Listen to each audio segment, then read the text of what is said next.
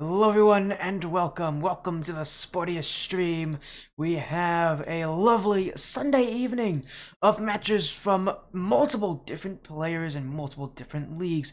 Joining me here for this first match is TommyBuckets, and well, it's a Black Lion Championship Series matchup. TommyBuckets, introduce the teams, introduce the league, and introduce the position these teams are in, because this match actually is one that has some very different perspectives on it. Yeah, Stryker Esports, a team that we've both got to witness highlight some serious skill, and they're doing it so far here in BLCS. As I believe they're undefeated 4-0, Yeah, I they're think is what they 4-0. are this week. And Sloth Dark, I'm a huge fan of the logo, but man, oh man, do they got a tough matchup here this week as they got to go up against Stryker Esports. And last time this happened, Sporty, we saw an absolute dogfight, and if history writes itself again, we could see something like that here tonight. Yeah, I know. The last time we got to see Stryker Esports together was on my stream. Was at the end of the Rivals Cup when they had their unfortunate loss to One Up Gaming. What a run they had there! They were a team that people said, "Hey, watch out for this team," and they proved up to expectations. Unfortunately for them, they just met a hot One Up Gaming team, which we actually did just see recently. In Metallic Esports get a 3-2 win in the Skyward series on this stream, but for the side of Stryker, it seems like success they had from there. It's just continuing here. It's the same players as usual. The only adjustment we've seen from them, though, recently was the fact that Aspect of Hope, I should say, who was their coach, is now their substitute. Other than that, their roster hasn't changed. These guys have had such a successful season that they're going with what they know works. And on the other side of Sloth Dark, one of many different Sloth teams in this Premier Series. In fact, they're only one of the different teams. Three different Sloth teams in this group in total, and one of six in this Premier Division. By the way, only 20 teams in the Premier Division. Six of them are on Sloth Squad Nation. This is one of them, and unfortunately for these guys, they're one of the weaker Sloth teams. 1-3 record. There's not a lot they can celebrate right now, but a win against Stryker Esports, a huge upset, could maybe turn their season around. Yeah, and sometimes going up against these tougher squads is what brings it out and kind of puts these players to where they need to be at. And we saw it the other night in the Skyward series where it went Game 5, almost went OT in Game 5. So it's always going to be an exciting matchup. Stryker Esports looking to continue the reign of terror. Sloth Dark hoping to kind of put an end to it and find some wiggle room for themselves. And realistically, it's what they need. We're getting close to it. They got to be approaching halfway through the season at this point, and you don't want to fall too far down that line here early. Actually, ironic you say that. We have passed that halfway mark. This is week 5.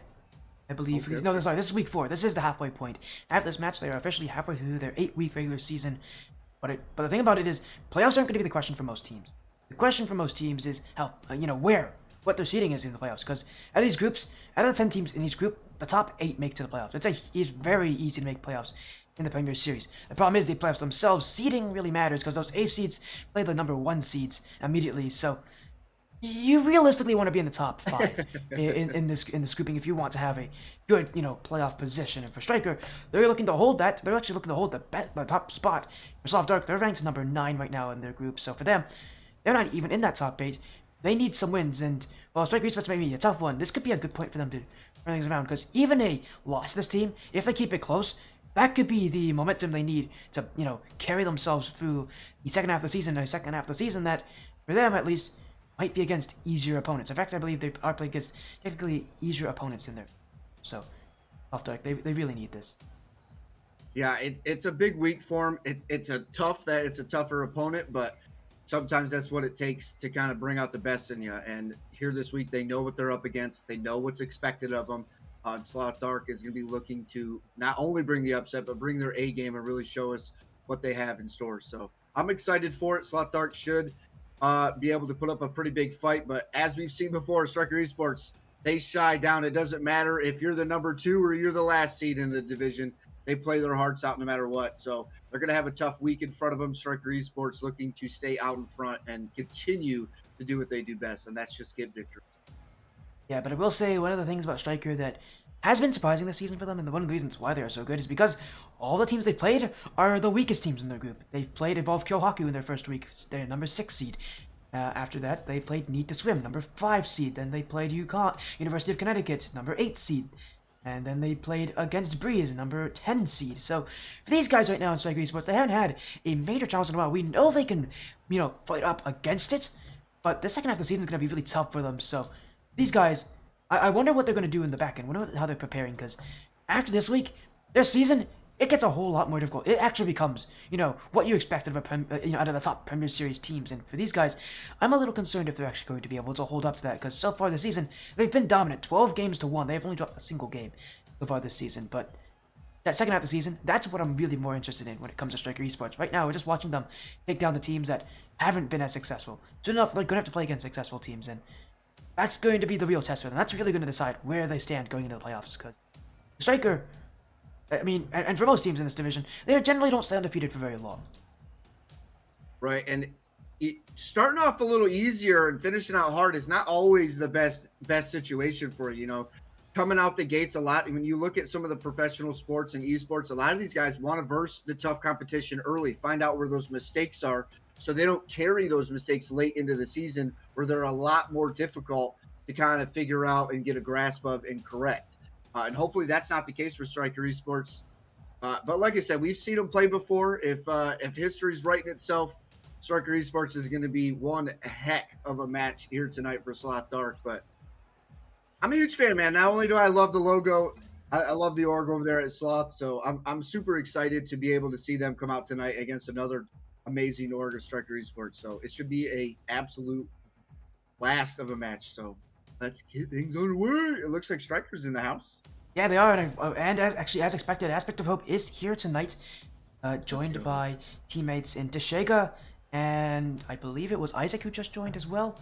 He did leave. I think he's going for some warm-ups, but it was Deshega. No, it's not Deshega. Aqua. Isaac's the one who's replaced here as, again, this Stryker Esports team. Again, 4-0, playing with their sub though, and well, I mean, I guess out of any team to play against with your sub, Sloth Dark's probably one of the ones you'd rather play against, especially with their 1-3 record, because Stryker, again, every single week just trying to get their wins. They've already gone through the doubleheader week, so them, it's one match per week now from here on out, so they should be in a interesting situation, again, with these 8 weeks to have to play, 9 different teams they have to do it in. Sorry, they don't have their doubleheader week. They actually have their doubleheader week coming up. It is, where is it? They played a doubleheader. So they got their doubleheader in the second half of their season too. Man, that's. I have to see if they have it in the second half or what. But I know every team has to play each other at least once. So, do they not have a doubleheader? They did. They had a doubleheader in week 1. They already got through that, so don't have to worry about it anymore. For Sloth Dark, unfortunately for them, I think they've already played the doubleheader as well. But that doubleheader was the one where they got their one and only win against Need to Swim, which actually impressively is a 5th-seeded team. So, again, for these teams, they've been on the opposite side of the bracket. They've had tough matches, but again, they got through the doubleheaders. So for them, it's only now 1 match a week, and that might give them a little bit of hope to pull things back. Because again, midway through the season, you've seen it in so many different leagues where this midway point is really really where a lot of teams pull it together. And again, finishing strong, as you said, is something that some teams struggle to do. And for Stryker, you've got to prove to a lot of people that, especially against a tough schedule, they can do it. Yeah, and to be able to come out and do it time and time again, like we've seen Stryker do, it is expected for them to be able to continue to carry this victory. So hopefully that's something they are pushing for this week. We've seen Deshega, we've seen Aqua come out and really just kind of put it to them. And Sloth, a tough start, man, but we've seen teams bounce back, and we saw a huge bounce back on Friday night. They went all, like I said, going all the way to game 5. So you never know until you actually get into that battle. And I'm excited to see how this one goes underway, as it looks like Sloth Dark is entering the building now. Yeah, Sloth Dark is, but before we go into the actual series, let's talk about our schedule. Well, after this, we'll have versus Eternal Esports Bromance, and then later on we'll have One Up Gaming Abstract taking on Golden Hour Esports. But as you said, Sloth Dark are here. Sloth Dark are in our first series tonight, a best of 5. Sloth Dark of the Sloth Squad Nation taking on the Stryker Esports side, a best of 5. One team 4-0, the other 1-3. Vastly different seasons so far, but things can change about that, and what a match we'll have here. Both these teams getting right in. Here we go. One series. This determines whether Stryker Esports will go to the midway point of the season with a perfect record, or if Sloth Dark can give them their first blemish. My, oh my, that's a funky looking car to kick takes off. I don't know if I've seen that one quite yet. I believe that is the I believe that's the fast forward from Tashega. Yeah, yeah. It's got an awkward body style to it. So we'll see how he pans out. Oh, and this one's gonna find its way through as the defense just lets him play with the ball on the goal line. Nobody challenges, and Valance just puts this one away. Bounce, puts it in the back of the nets, and yeah, that one, an awkward touch there. A couple whiffs, and really feels for Stryker. Maybe they came in a bit confident. I would say maybe a little overconfident, because, yeah, as you said, the card choices from these guys. There's an Octane, a Breakout, and a Fast Forward. That's generally not a lineup you see on this stream very often, and for Stryker, they might want to prove that they're not underconfident, because here comes Tashega. A Fast Forward has scored. That might be the first time I've ever said this on this stream. And Stryker Esports, well, great response from them after that awkward start. Big finish there from Tashega as they put that one away in a beautiful tied series now here early 1-1. And your Stryker Esports hanging on to that undefeated record. You know teams are headhunting. And to have a quick answer back and be able to get on the board fairly quickly and get this thing tied back up, it's starting to seem like this Sloth roster is not going to let them get this win easily. Aspect of Hope going for the double, the bench. Aspect of Hope, a current Sloth Squad Nation member, and that is massive against the org. He is representing in other leagues, but here he's a Stryker player, and that's what Stryker players do. Oh my, starting with a bang, coming out of the gates in a big way. And again, we talk about that super sub situation, and that's exactly what you want out of your sub. Aspect of Hope stepping up in a big way. For the kickoff, fumbled in a tied ball game, 2-2, with a lot of time left. 4 points on the board, and we have barely seen the first minute. And it's one of the rare things I see, higher level teams making more mistakes on is the kickoff. They are so confident in each other. Stryker Esports specifically as a team loves to take aggression really early. They love to go to offense really quickly. And so a lot of times on that kickoff, that last player back wants to push up, wants to go up the sideline to catch up to the ball. But if the kickoff doesn't go their way, now they're out of position and now that net's wide open. And it's a risk that so many teams take. I absolutely hate that teams take that risk at this level. I consider it a huge mistake, an unnecessary mistake. There's many reasons for why I believe that way, but Stryker Esports, a risk that they take and a risk that won't pay off for them. As Soft Dark looking for another chance. That one in the midfield aspect of Hope, we'll get to it. Crip back in front for Bounce, that one bouncing in, and somehow Crip's gotten credit for that one. But Sloth Dark, it's a lead back in their favor as Aspect of Hope got caught up a little too far. And just a slight miscalculation and a little too far in front of that ball, ends up kind of dropping it to the nose of his opponent. They're going to let him get that one fairly easy, and Sloth is going to take opportunities like that. This is where they want things to be. They want to be out in front. They want to put pressure early and try to find those mistakes and force them to come out from Stryker Esports. And right now, that's exactly what we're seeing. Just a couple of early miscues on the back line, and it's costing them dividends here. They're now trailing by 1. The good thing about Stryker Esports is they like to put points on the board, and they are only trailing by just 1, where in a lot of situations, a team that is making some of the mistakes we're seeing come out, this could cost them a whole lot more. Both teams putting a lot of pressure on the defense here in game number 1. Yeah, I think I love what you pointed out there. The Stryker Esports offense is one that you can never let go of. They're one that's always going to be involved in a series that they play in. As Aqua, maybe a chance there, stopped by Crip on the back line, and Thrift won't be able to get the clear, and Sloth Dark again, they've got to be very careful here because Stryker Esports as an offense are one of the scariest ones that you'll see in this league because they are just ones that move so quickly that they make good touches, although that is not what you wanted there. Tashega puts it in his own goal, and a comedy of errors coming up from Stryker Esports that you don't see often at this level. Yeah, it's unfortunate, but it does happen. A well-placed touch off the back wall ends up costing them a whole lot. I mean, we see it, but it doesn't happen too often. I mean, we've even seen it in RLCS at the highest level of competition. Sometimes you just find yourself at the wrong place at the wrong time, and the offense was able to kind of sneak their way through the backside of the defense, and you got to be careful and watch yourself. And Shiga saving his teammate there as that one goes back the other way. Stryker Esports trailing 2. Here early, they seem to be the team trying to figure out the pace, trying to figure out what's going to work and what's not going to work. Something that maybe they're not fully prepared for, and we'll see how that kind of figures itself out as we begin to get further and further in this series. Yeah, I mean, a lot of what I've seen from Stryker right now is just them trying to test things. I think a lot of it is getting used to where Aspect of Hope wants to play. Because right now, Aspect of Hope wants to be a very aggressive player. He wants to push up. He wants to take risky challenges. And with Aqua and Tshega behind you, that's a team of a lot of really strong offensive players. Who's going to sit back further right now? Because right now it's a fake in front that almost fell in, but Stryker Esports could have put it on as Aspect of Hope. This one, straight to Crip.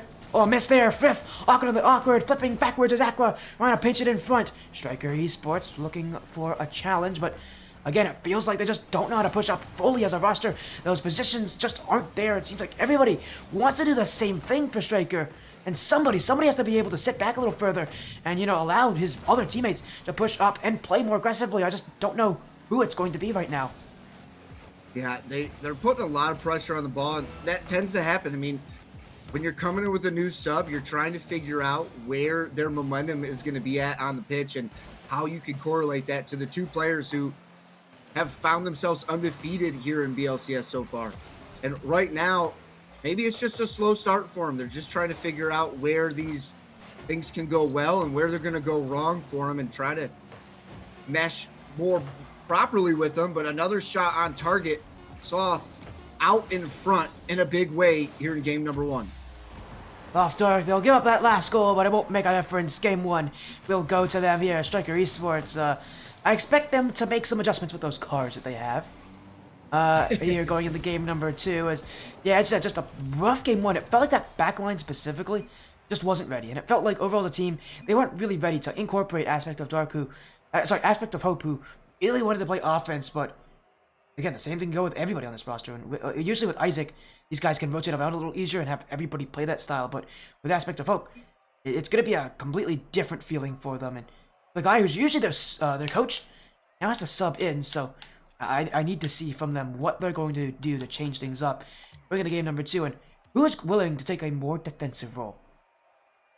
Yeah, not only a defensive role, but we just need to see that aggression on defense. We need to see somebody kind of step up to the plate, because right now, at the end of the day, Sloth is putting shots on target and their defense is just not there. They're just finding the holes, they're finding the weaknesses. And right now, Sloth Dark out in front, kind of finding their way. They're breaking through the defense of Stryker Esports, something that we're not typically used to seeing, and that does happen with a sub. So Aspect of Hope, not only are they trying to make themselves known, as a sub, you want to be able to bring your A game, you want to be able to bring your best game. Sometimes you could kind of maybe get a little over aggressive. So we'll see how they kind of structure things now going into game number 2. Well, here we go again. The question is not the Stryker Esports offense, it's the defense. It's going to be a tough ask for them because it's all defense is completely rotational based. It really is rotational and chemistry based. And for Stryker Esports, they've got to build that chemistry very soon here, because they may be used to him as a coach, but they aren't used to him obviously as their sub. And we'll see how things change here as going to game number 2. Sloth Dark, a great start from them for a free win, but themselves, it's going to be tough going into game 2, but whiffs like that from Stryker, the defensive mistakes still being made, and Sloth Dark are going to take advantage of every single one. Not just defensive mistakes, but we're talking about kickoffs. That's the second kickoff. We've had, 6 total goals on target, and they are 2 of them have came off a kickoff. So, I mean, it's something that they have found that's working against this Stryker Esports roster. They're being able to capitalize on these kickoffs and really put some pressure on them. They're going to need to kind of lock in and load on that situation before things get out of hand. It is a best of 5, and a loss here would put them against the wall in must-win territory. Sloth Dark, only a 1-3 record, their only win coming against Need to Swim in Game 5. What a result this would be for them if they can make it happen. But the Stryker won't let it! Frith gets it off the crossbar! A big save! He was being bumped around in that play as well. Incredible reaction to get there as the Sloth Dark defense don't hold on for long though. Shagoff finds another opportunity. And this one he will bury as Bounce completely fools Crip with his own back touch. A beautiful play here for Stryker Esports as they now get on the board and tie things back up. We saw him bounce back early. We saw him go toe-to-toe, but we've got to see him kind of get over that hump. They've a little engine that could, if you will. They've got to be able to kind of get over that crest and be able to kind of stay out in front of this matchup, because right now it just feels like they're the ones responding. And it's not something we're traditionally used to seeing. You know, it's Stryker Esports, typically the ones, and a bump from Thrive. Oh my goodness. I thought that was for sure going to be a walk-in park off a nasty redirect, and that one gets stuffed by a bump from the defense. And again, Sloth Dark, sometimes it takes matchups like this, the 4-0 roster, that undefeated team coming up to the plate, and here you are showing up and showing out here in week number 5. Week 4, I think you meant here, as Sloth Dark. It's all right, Tommy. Just pretend like you knew, and you're just trying to test me here. As Stryker Esports, and to play some defense, infield touch, aspect of hope will clear. Sloth Dark have sought a lot from that corner, really testing the infield passing defense of Stryker Esports. I mean, it's one of the more successful, play styles that we've seen teams use is that infield passing. Stryker maybe aren't totally used to it. Again, they haven't played against rosters that have been able to play up to them like Sloth Dark has, and we'll see if they can continue here in Sloth Dark and looking to get that lead here as Fifth gets around both Crip and Aspen Hope. Now down on the backfield. Fifth looking for the net. Gets past Aqua. And Fifth will force it in. Sloth Dark at the halfway point. Fifth's dribble. Crip's demo. The net is there for them. My goodness. You wouldn't think this team had a struggling season with the performance they're putting up tonight against Stryker Esports. This is absolutely phenomenal. Another lead here in game number 2. And man, oh man, Sloth is stepping up to the plate in a big way. And this is what I like to see. These are the moments that I like to see in Rocket League. I want to, as a team that's at the top, the 4-0, you don't want to find yourself in struggling situations, but I love to see the Cinderella stories. I love to see teams kind of fight their way out of some faults that they've had. And right now, that's exactly what we're seeing out of Sloth Dark, is they are stepping up in a big way here tonight. Yeah, and I will say, at least for this game, it has felt like the Stryker Esports defense has improved. You can see these guys are a little more defensive placed. They're pushing back further, but here comes offense, saved by Frith.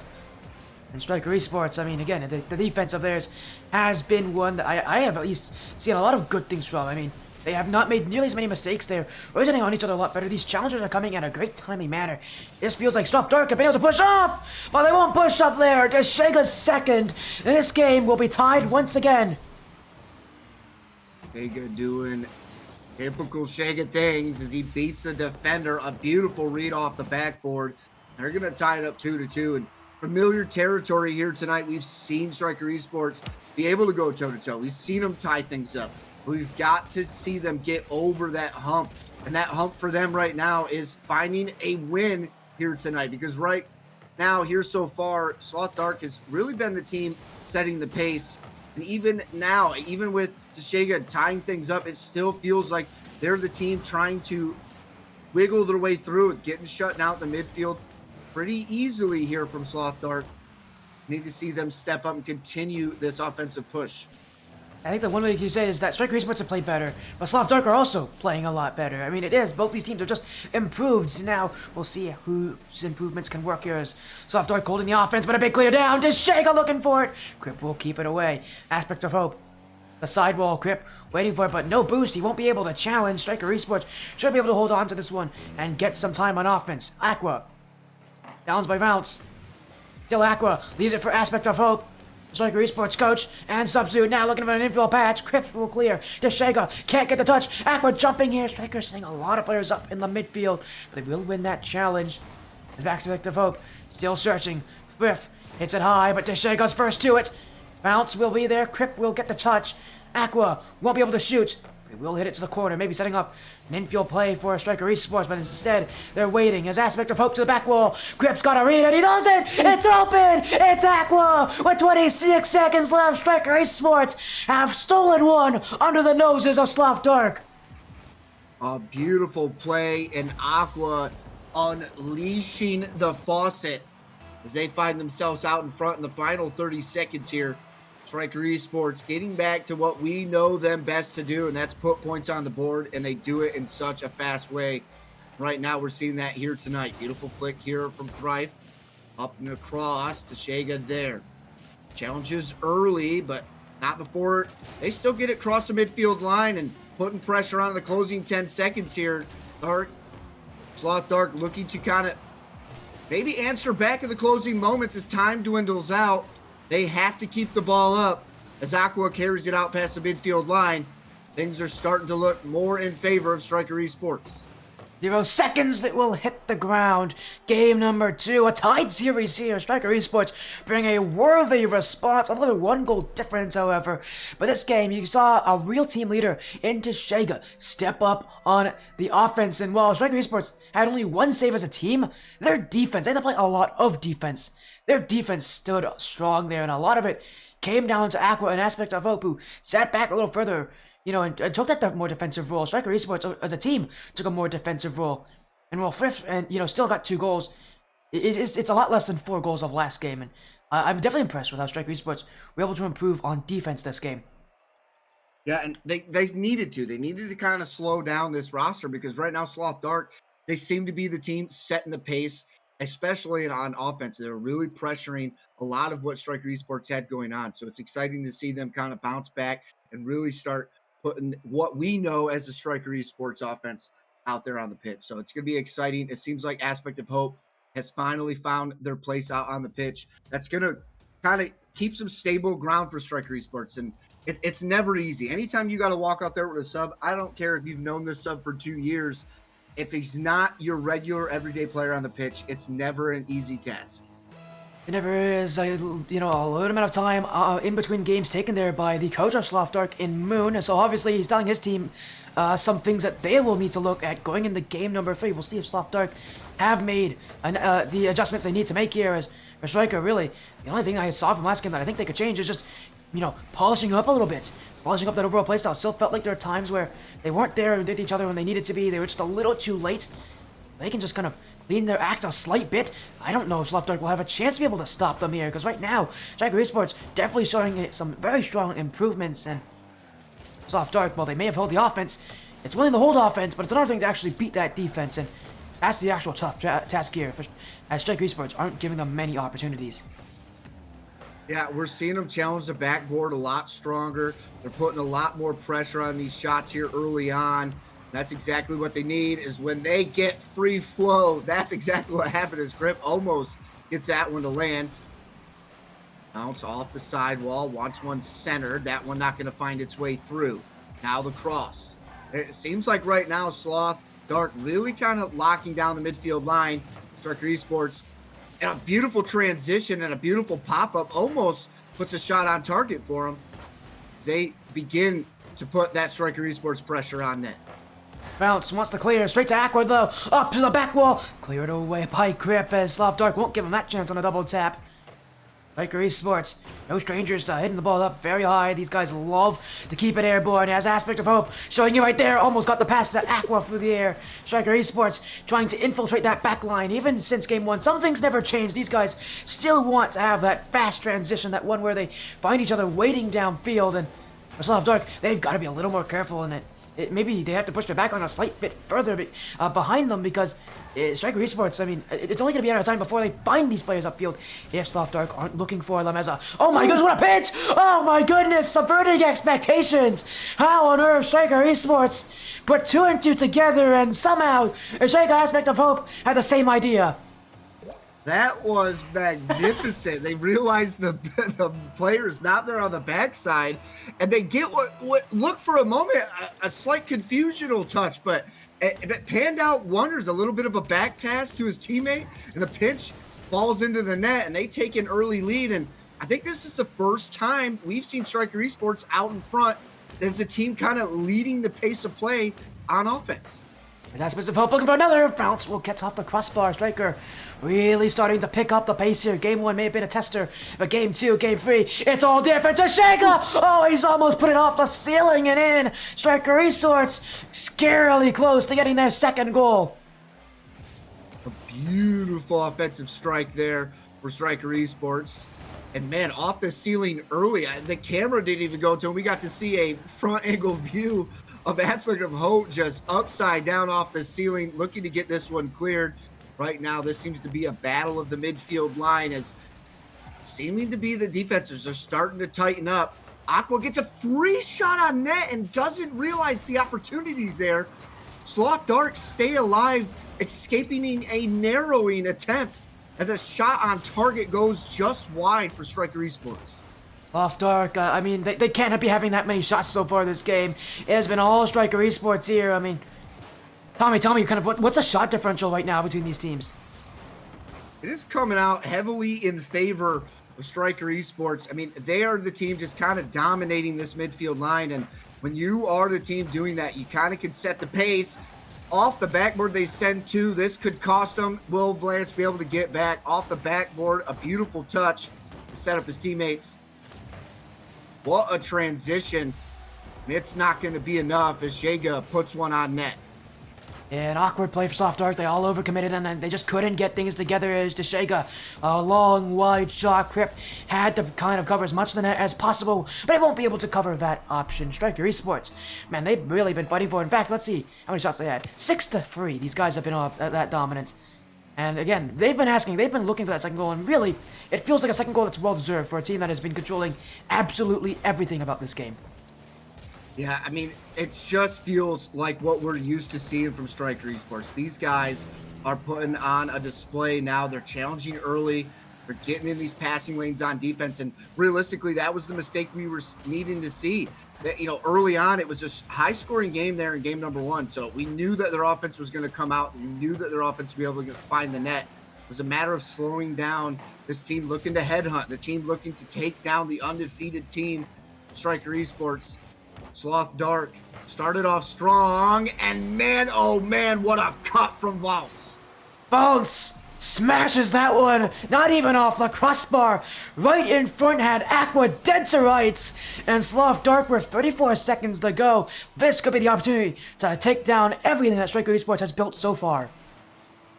It is crazy to know that these guys are 1-3 on the season. I mean, they're not playing like it. They're playing like maybe they're the team that's 4-0. Like maybe they're a team that has barely taken any losses. But so far, you know, out in front, they're kind of setting the pace. And now at the latter half of this series, Stryker Esports stepping up. And that's what we saw on Friday night, Sporty. When you see these matchups sometimes, it takes a wake-up call for some of these teams. And right now, it could be all that is needed for Sloth Dark. Will they have enough, though, as they tie it up in the closing moments? Thrice puts one to the far post.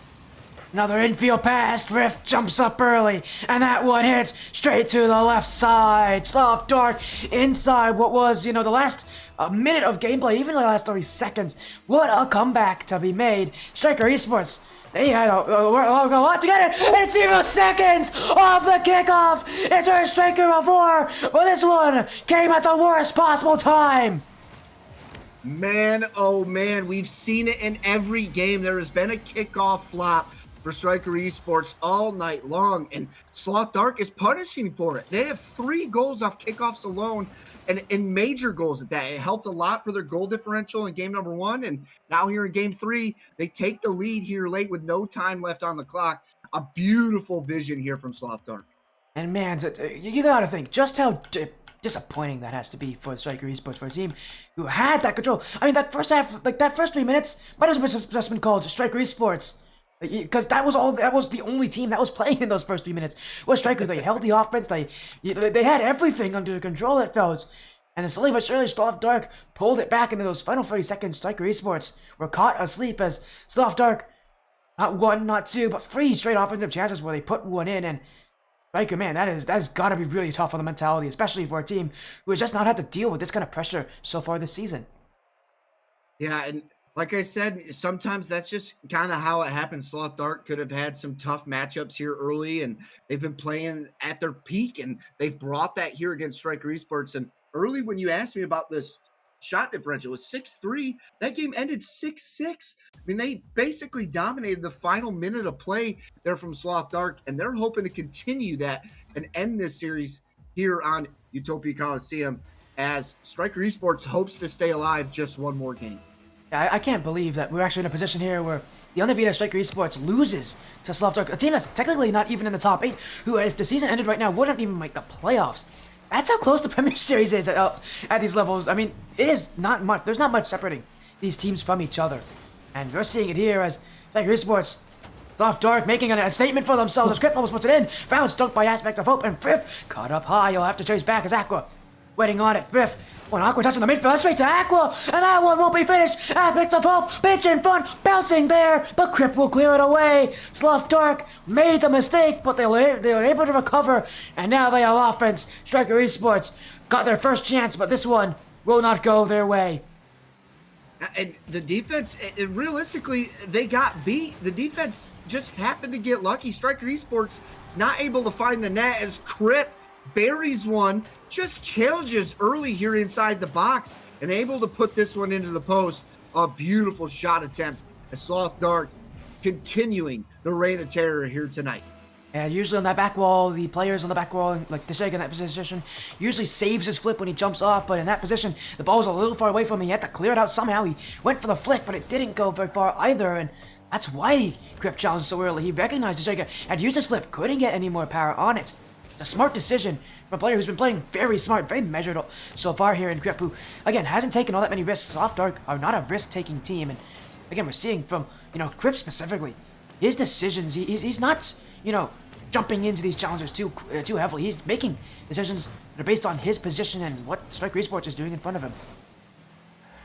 Yeah, they are playing phenomenally well, and to be honest, we talk about, when you look at the stat board, it's going to seem surprising, but with how close this competition is at this level, I mean, it doesn't matter who's showing up that week. You could find yourself in a heap of trouble, and Sloth Dark proving exactly that. And Crip stepping up in a big way here in game number 4. This is what they want. They want to be out in front. They have been the team to kind of make Stryker Esports have to answer back to them all series long, and they're starting to do it again. There have only been a couple of moments where Stryker Esports really seemed to be the team pressuring, and that almost landed. It looks like off the post and out, and got robbed by the Rocket League gods, but not for long, as Bounce is going to get that one on target. And it's the same exactly over again. Aqua using his jump early there, and Bounce, that's exactly what he challenges. He did the exact same thing Crip did, and I was going to say that the Sloth team feels measured overall, and I was going to mention Crip, being a leader in that, but, Bounce wants to be involved too. He feels a little more aggressive overall. He's taking a lot more of the shots for this team. But again, it's another play where Stryker Esports show their hand early, and they won't get a benefit on that one, as a great save on the back end. Deshega up to the ceiling, not read by Crip. This one in front, but Bounce will clear it away, and another overcommit from Stryker. It's open, and Bounce will turn it in. Sloth Dark F3, Stryker Esports, an absolute disarray.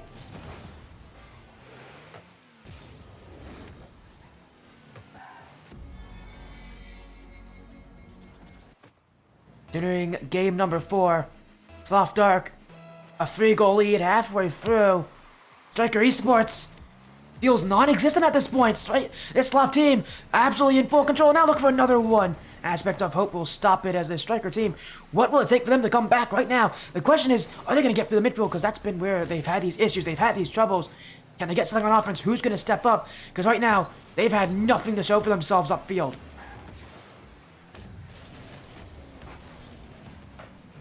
As it seems like Tommy may have disconnected from us here. We'll see if we can get him back in these last couple minutes here. Stryker Esports still attacking as Sloth Dark. Whenever they have to play defense, it always feels like they can respond back so quickly, or can always find a challenge in a good position. Again, it's so measured from these guys, especially Crip, who's usually been the first one to challenge on this back line. Again, he has to make smart challenges in that position because he can't let Stryker Esports walk up too easily. Aqua saved away by Bounce, and Stryker all the way back to their own side of the field. Sloth Dark, will they get something? Maybe they will. It's open for Crip, and he'll put it in. Miscalculation from Stryker. Crip scores and gets his second of the game. I mean, when you ask for a player to step up in high caliber moments, this is what you need. Crip doing everything he can for Sloth Dark here in game number 4. 1:38 on the clock.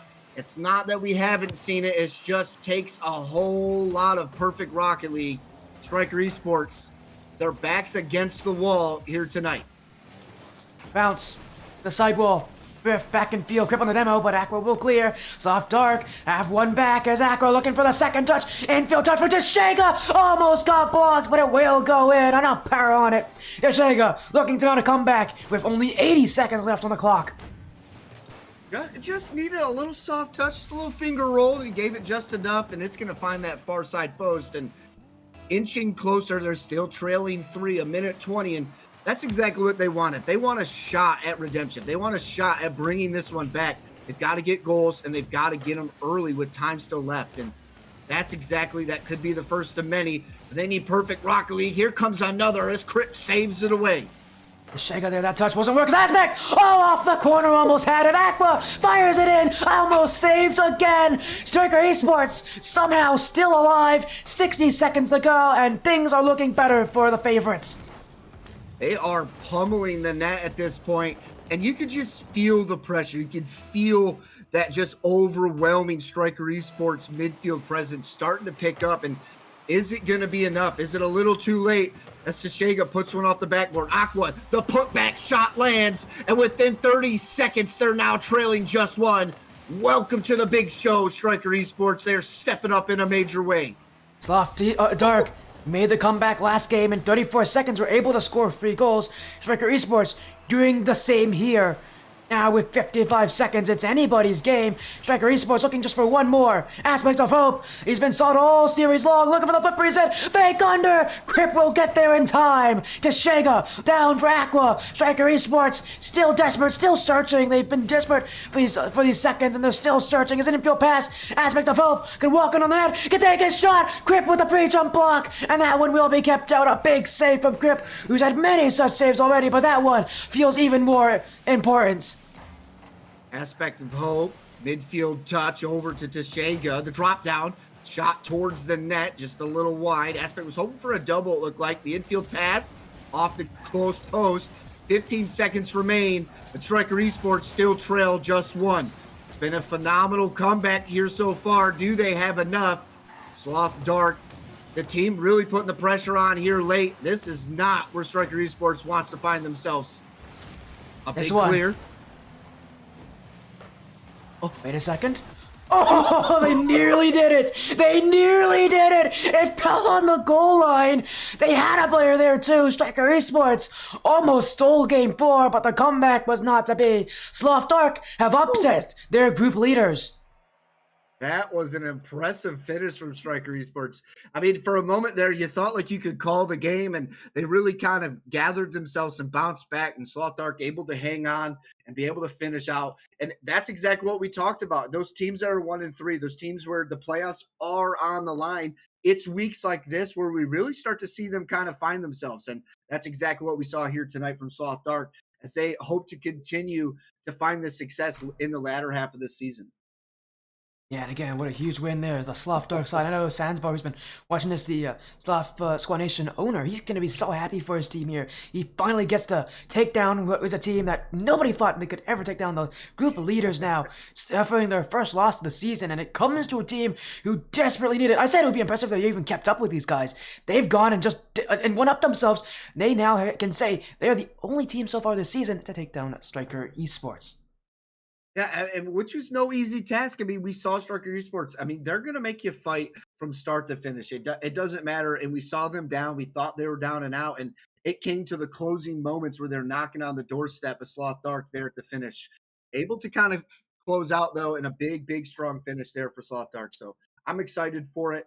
My favorite logo in esports is found some victory here in the second half of their season. And I hope that they continue to find that. It seems like they're a team that has kind of been through that battle here, Sporty, and it's about time that they finally got something to go their way. Sloth Dark, and again, that's going to be a huge piece of momentum going into that second half of the season as we'll take a look at our schedule. Reminder, our next match will be versus Adrenaline Esports Bromance, and we'll end off tonight with our best of 7 show match between 1UP Gaming Abstract and Golden Hour Esports. But for now, I know Bounce wants to join us here for a quick little interview. Let's get him in here. As welcome in Bounce here for Sloth Dark. A 3-1 win against the, what was previously undefeated side. You guys needed wins at this point in your season. How are you feeling now to take down Stryker Esports? It's pretty big. Knowing that that team is ranked in BLCS and we currently aren't. But after the start to our season, we knew we had to pick it up. And that's exactly what we did. We started off a little choppy, but made some adjustments and worked out for us. I mean, when you're going up against a team like Stryker Esports, they're known to get wins. You know, no matter what league they're in, they're known to put points on the board. You guys are coming up. You need to get a victory. Walk me through, man. You're heading into game four. You guys, you need to get the victory. You're the first one to get points on the board. I mean, how does it feel? Was it any sort of pressure relief for you guys? Was there anything going on when you knew that you guys finally had an edge? Um, I mean, not really. I mean, we basically after we took the first loss in the series, we just kind of like went over our options, kind of pinpointed what they were doing, and basically just gave ourselves a new game plan, just stuck with it, and it kept working. And we didn't really feel pressure, I'd say, but it's just just another day. Just gotta make sure we just win every single game here on out, and just make the best scenario for us. And I say for a lot of teams, coming into the midway point of the season, a win like this can completely turn your season around, could completely turn a team's season around. Is that the kind of win that you guys are here to make? For sure, yeah, we definitely know that. We definitely need to start winning a lot more games than we have. We've been struggling a little bit, but hopefully, this is definitely the turning point. I believe, especially after beating a team as talented as they are. So, yeah, I think it only goes up from here.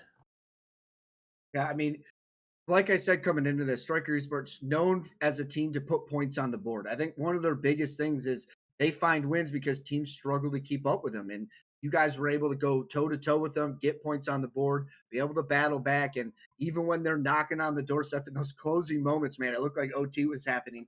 You guys are able to shut things down. And to be able to have a defense like that who can slow down a roster like Stryker Esports is huge, man. And I'm excited for you guys. I don't know if you've heard me say it before.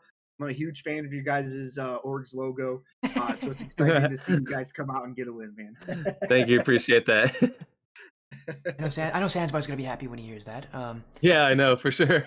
Someone clip this. I don't know if Sandsbar is still here. Sandsbar, if you're still here, make sure you say something in chat. But I know he was here earlier, at least watching the start of the series with you guys. And again, congratulations on your win here to you, Balance, and I know the rest of your team are in here as well. I see Crip in chat. Hello, Crip. Again, congratulations on your win. But before you go here, Balance, again, is there anything you want to say? Any last messages? Any shoutouts you have that you want to make? Anybody that you want to thank for helping you, well, in getting this impressive win? I mean, listen. I mean, shout out Crip for sure. He's stuck with me for many seasons in terms of all leagues that I've participated in. So he's the goat for that.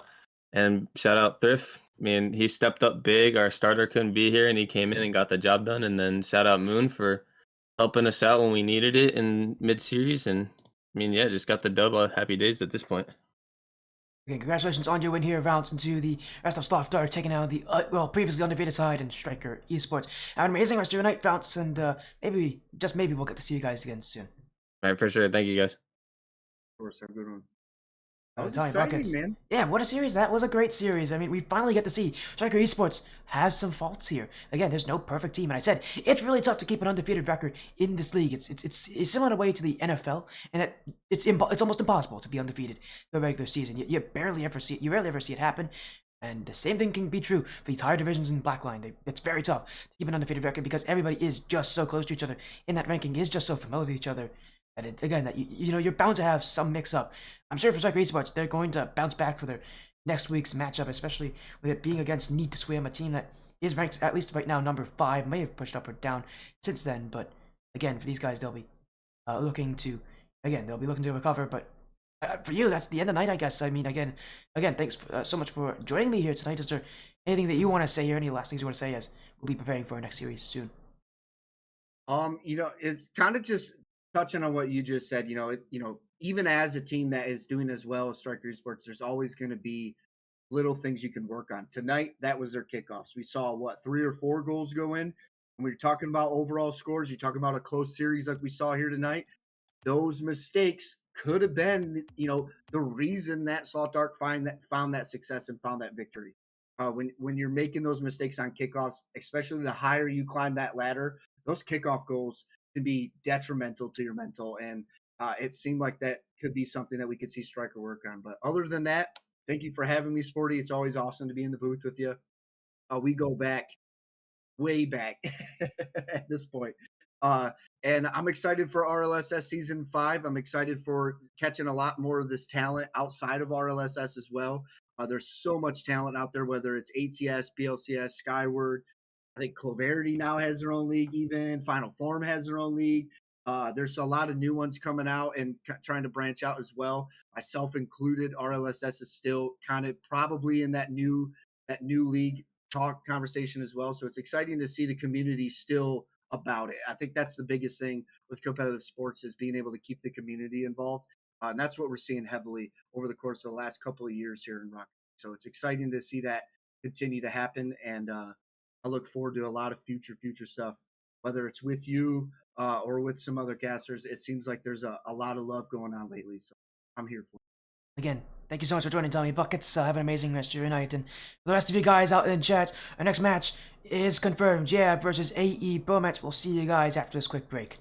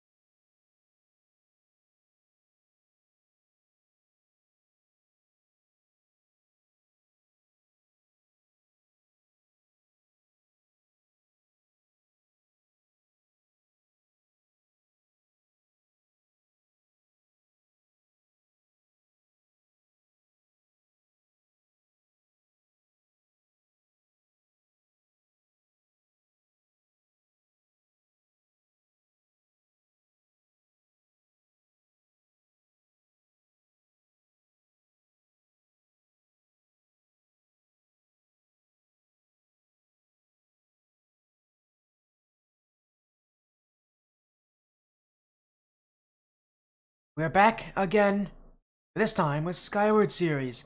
Welcome back to the Spotty stream, everybody. All of you are doing well. We have a best of 5 series coming to you all here from the Skyward series. Before we do that, let's look at our schedule here. Only one match happening so far, but a big one. Sloth Dark, a 3-1 upset over Stryker Esports. Now another match we'll have coming up. Maybe another upset here is, looking to take down the currently undefeated Adrenaline Esports Bromance. 3-2. AE Bromance 5-0. A big best of 5 series here, and gonna see who will have this one. Boltinho, Maternal Vector, probably starting for the side again. We've seen these two play so long together for a very long amount of time. These guys have been teammates for a while. We'll see if they can continue. See if maybe they'll be on the search for their second championship win together. But this season, again, has been a lot worse than their last one. Only a 3-2 record. This team has not been able to repeat what they did last year. See, a lot of teams around them just getting better, and these guys, obviously. And to get you said as AE Bromance, recognized Blazed, Focus Lux, both on the Adrenaline Esports Dropouts roster, which is in an All-Star figure who I believe isn't doing all that well. Actually, I have to check how well they're doing in All-Star. Is Adrenaline Esports. See, where are they even in they even in here? There you go, Adrenaline Sports Dropout. Yeah, 3-3 right now in the All-Star Division in 3s, but 2s undefeated. These guys are one of the highest ranked teams there, so no surprise to see them this successful during the season. But again, they have to try to keep an undefeated record. As a follow coming in from Mayhem. Thank you for the follow, Mayhem 1052. For joining the Spotty stream. Hopefully you're doing well here. Best of 5 will be starting in just 5 minutes from now. Hey, Bromance, the only team actually on base right now is Savannah Bananas for that #1 overall spot. A loss here could really make things tough for them next week because right now they are considered a stronger team. Savannah Bananas right now 6-0, though we did see them in their field sweep in their 3-1 beating of FFV Asylum. Hey, Bromance. Also at a plus 13 game differential, though, so if they can win this series, they will be ranked a slight bit higher. More importantly for them, they want to get that same record just so that they can be in a position where game differential won't become a problem for them, where it just relies on them beating Savannah Bananas next week. And I know for a fact Savannah Bananas want that match to be on the stream. We'll see, obviously, when that match will happen. For now, the teams we have playing here tonight, at least for this best of 5. Yeah, they should be joining in any moment. Yeah, again, I assume they're putting Boltinho on Maternal Vector for AE Bromance. Yeah, Blazed and Focus Lux. And some very strong statistical leaders, I believe, here on this AE Bromance side. As again, right now, the ratings of both these players, both well over 1, which is quite impressive. I mean, by comparison, if we look at, all of them are also above 1 as well. Actually, they're all above 1, man. Impressive, but actually, with Boltinho and Sloth actually have slightly higher ratings than them, with the average score of a game being 520 points for Boltini and 575 for Tunnel Vector, both averaging pretty similar, 1.7 goals per game. For AE Bromance, record a little lower, both averaging a little less goals. Actually, AE Blaze is about 1.6, Focus Lux is about 1.88, so impressive for these guys. They all have very similar ratings, though, so this should be, on paper, actually a very close match, which is surprising to say. These records are not as close, are not at all that close. 3-2 versus 5-0. There's a bit of a difference between that. Poll is live, though. Get your votes on who do you think will take this one. Bromance are the favorites. I know there's a good amount of fans that like to join up on the stream. Maybe they'll be able to vote for their favorite side. Yeah, this is the 2v2 roster. Yeah, actually, it's kind of like an org now. 3v team and a 2v2 team, which both are kind of separate from each other. But yeah, this is the 2v2 team. This season, not going too badly, but they are right now in a race to even secure the playoffs. That has not been confirmed for them. Again, they're ranked right now at #4 in their group out of the 9 teams total. If they're in the top 5 by the end of the season, they will be in the playoffs right now. But their last 2 matches pretty tough. The Bromance, and after this, the next week they gotta play New Age Mavericks, who are right now 4-2, and actually will be 5-2. Sorry, we'll stay 4-2 as they have a bye this week. So, they actually could potentially surpass them at the end of this week, but it would require a win over AE Bromance, and that in itself will be quite difficult for them. Now, we'll be seeing what will happen here. Is Platini Rome, Vector, both in the lobby.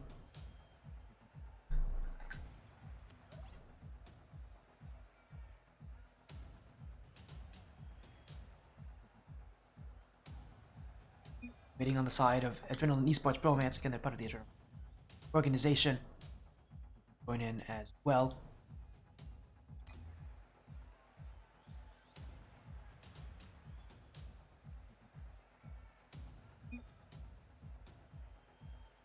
And we'll see how things go here. I'm excited to see how these teams will play. It's going to be a relatively close matchup, I assume.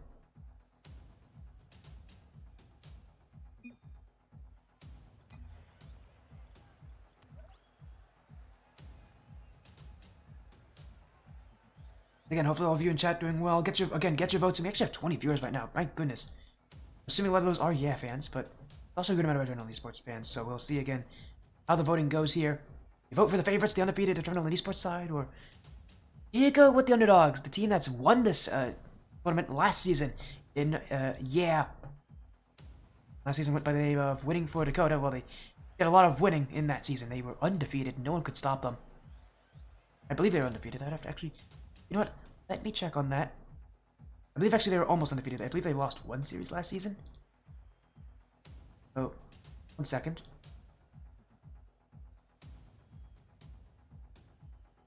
And they, again, the Winning for Dakota side, very impressive overall from their season.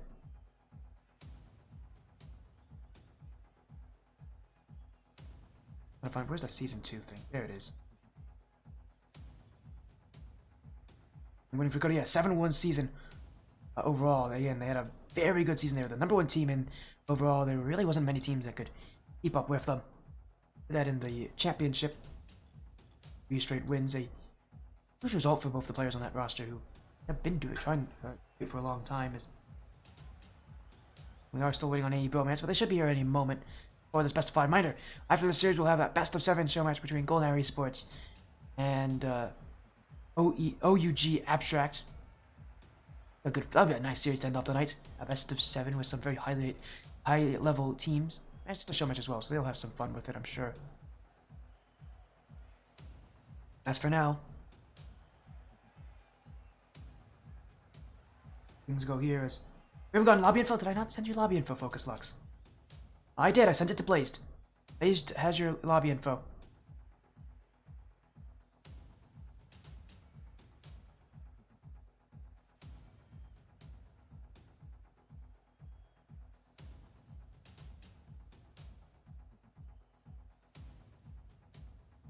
Blazed has it? Yep, Blazed has it. You guys should be able to join. I have sent it to Blazed, and it is correct.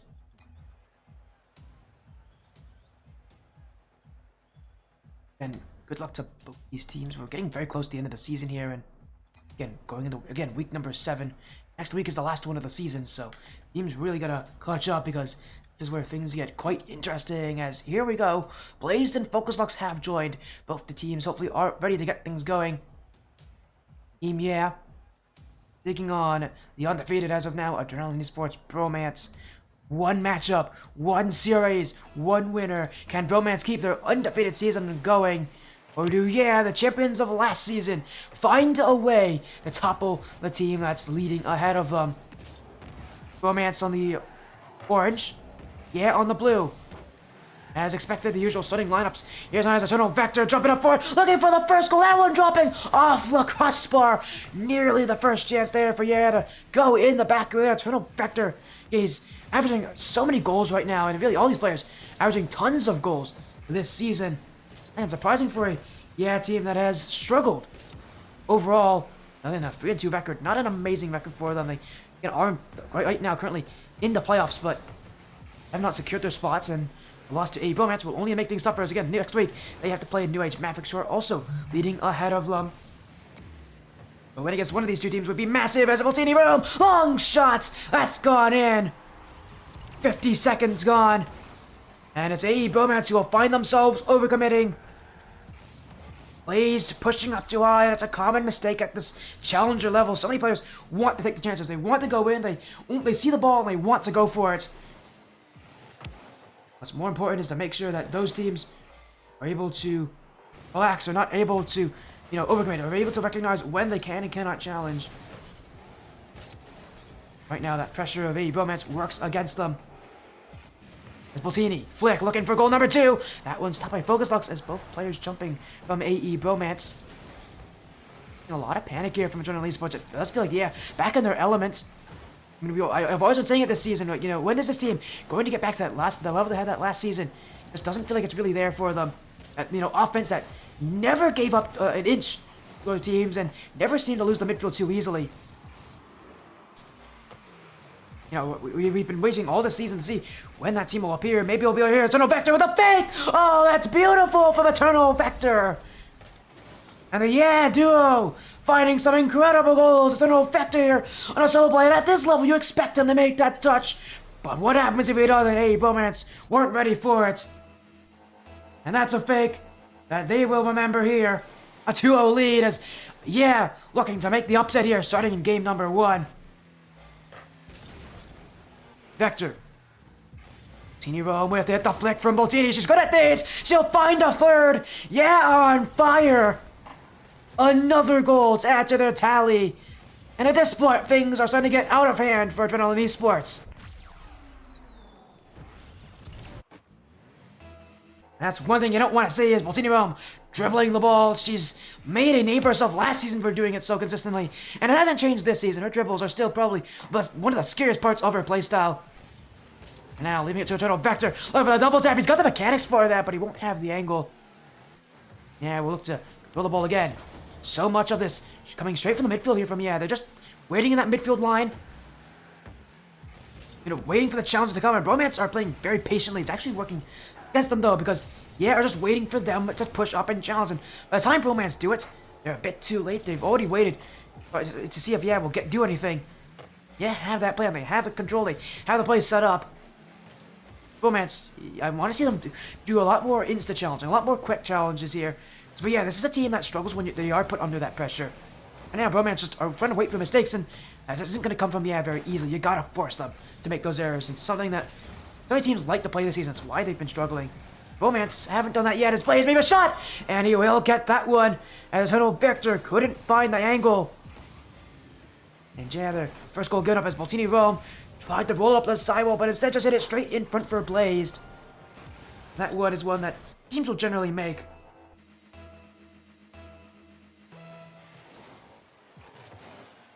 Yeah, 3-goal lead, now cut down to 2 as Bromance out, looking for another Focus Locks off the kickoff! Another goal for Bromance! Focus Locks with his first.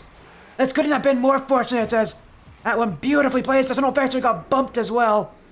And it was wide open for Focus Locks, he won't be missing that one anytime soon.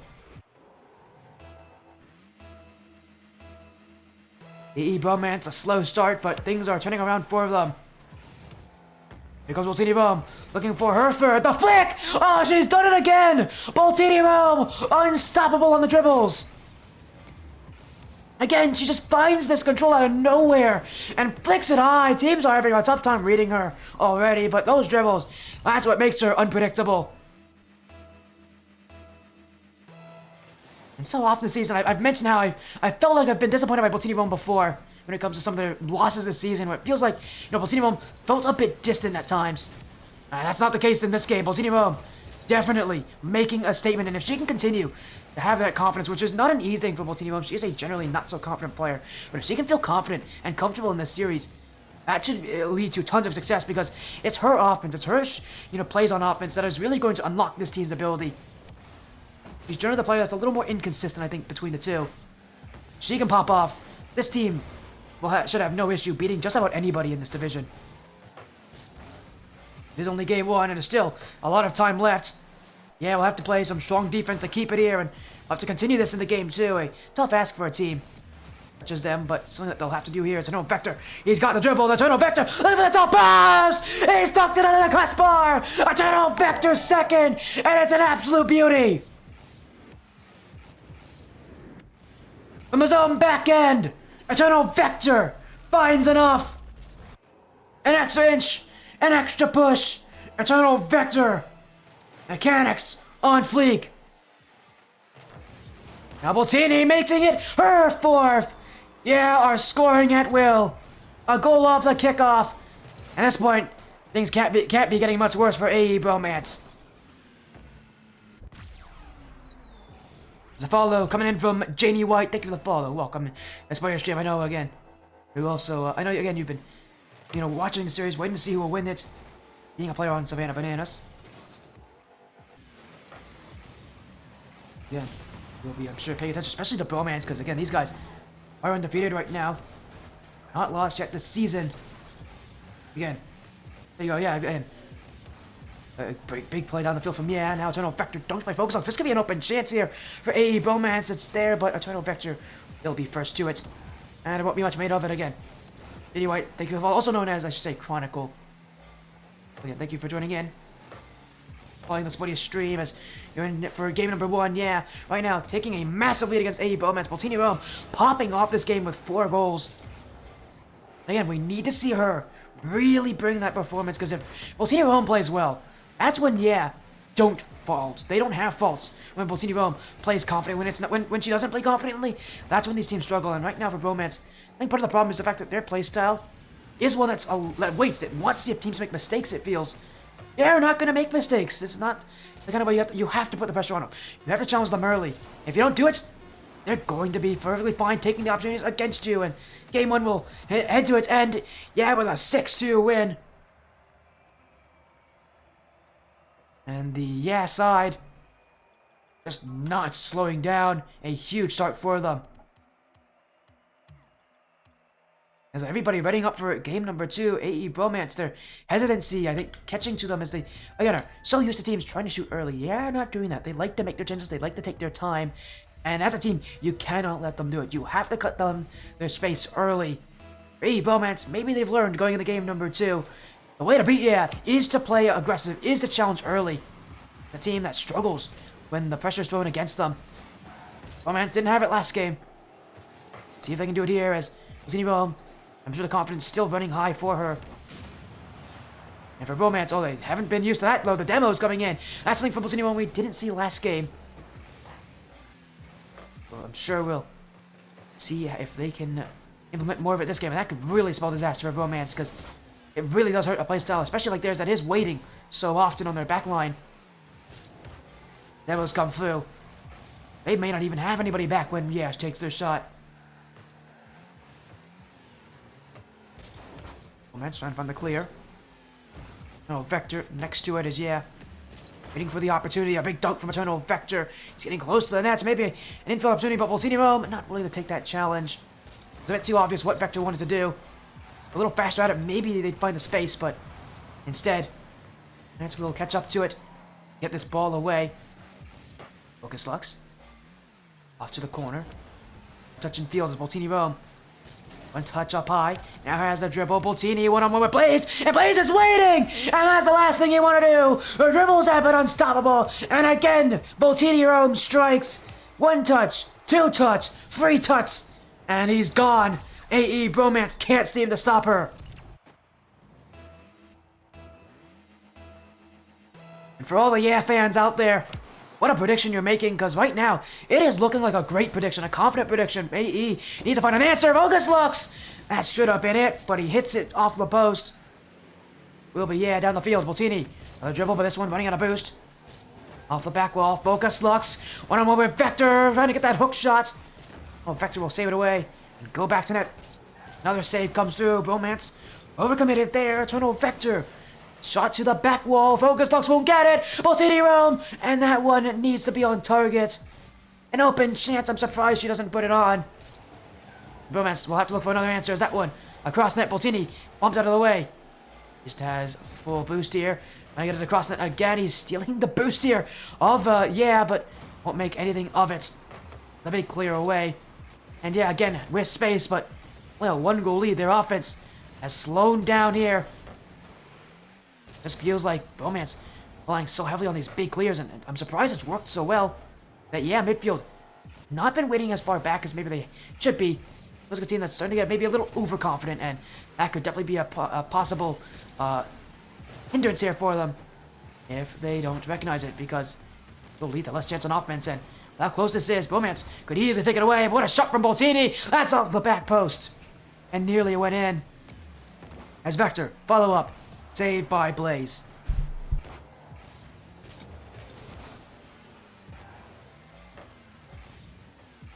Yeah. Drawing in the midfield. I said that it just felt like it's kind of weak in the for them, and yeah, but there's still these challenges from them. A lot of them are just free challenges. Blaze has not really been able to push against them, and maybe there's a chance. Focus looks! He's found it! That's what they needed. They needed a play like that to make it awkward. As little Vector's touch just a little too heavy, and it gives up a touch to the back wall that Boltini will never read. An easy goal for Focus Lux. And Bromance tied this game up again for, with all the good things they've done, with all the pressure they've had, they haven't been able to take the lead back, but here they go! Off the kickoff! Bromance missed it! And Jared will take it for free as Focus Lux. Oh, silly buddy, just missed that one there. But Bromance is struggling to kick off. They had a kickoff goal like it last game. Not a good time to have it as a follow coming in from RP Jesus. Thank you for the follow, RP Jesus. Welcome to the Spodia stream. As again, we're on our route to 2K followers. We're getting very close to it. Keep showing support. We'll hit that mark in the next, hopefully, week or so. As Blazed. Pop up. Boltini Rome. Not able to get it. It's open. Focus Lux will take it. And Boltini Rome again lied on the back line as Vector just can't get the ball through. Again, she can't make these last touches. She needs to make a touch on that play. Even though it's a tough one up the back wall, you expect a player of her caliber to get to that one relatively easily. Will be Bromance now, testing that back wall a little bit more here from And Team I've not been able to defend it very well. No, back to what a wait there. That is exactly what have done this series so far. They're just waiting for Bromance to challenge. Bromance, they need to challenge in these plays. They need to challenge so much earlier, because right now, that patient style of defense is one that love to take advantage of, because simply put, they will take the space that you give them, and they will shoot whenever you do challenge them. Bromance haven't learned yet. Their defense is just too patient. Are perfectly able to take the goals from it. And so Vector. Focus Lux is awkward. This one pitched backwards. Is looking for a challenge. Vector, infield touch. Rome won't be able to catch up to it. Right on the field. Boltini chasing down Focus Lux, looking for another demo here. And Boltini has been really an enforcer in this game for a lot of the plays that have had. As now Vector, one more touch. Boltini was still looking for a bump on that play on Focus Lux, just couldn't get it. Bromance will try to take it away here as less than a minute to go. Bromance need one goal to see if they can tie things up. Eternal Vector, Boltini Rome, not going to make it easy here. Makes them test that back wall a lot from this side. And they excel at it again. Focus Lux, big clear, Blazed. And the redirect down the field, but it will end up being wide as a clear from Boltini Rome. Send it the other way. Looking for offense. A demo from Boltini. Eternal Vector, it's there! Off the bar! And it will bounce in. Another for Eternal Vector. He scored 3 goals this game. And with 21 seconds to go, for Bromance, what was a close battle for them. Maybe just not close enough to take the win.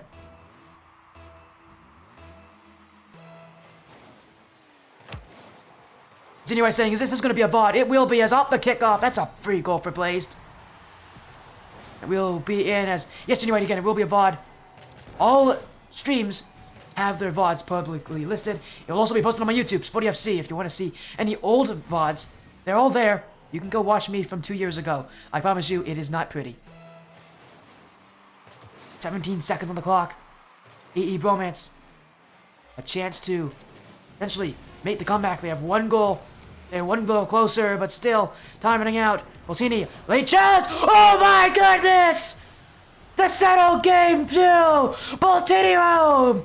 Going back to her calculus class! Gotta calculate that angle there!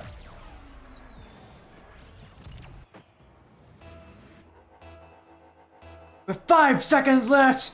My oh my, what a shot that was! To end game 2! Now, on match points! And this is a team that is finding their space and is taking full advantage of it. What a shot to end it too, but this game much closer.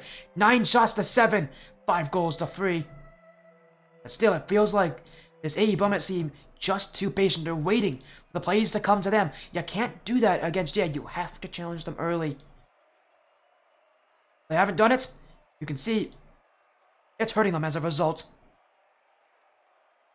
Yeah, one game away from taking down Adrenaline Esports Bromance. Still, they can't be too confident here. Still a lot of this series left to go. Bromance could easily make a comeback here.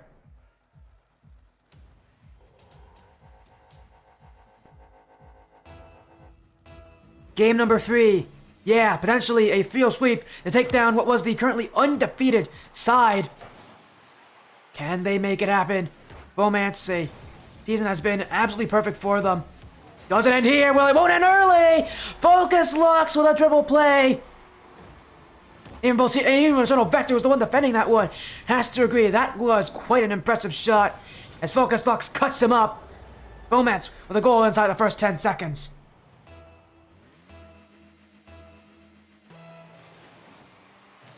The kickoff.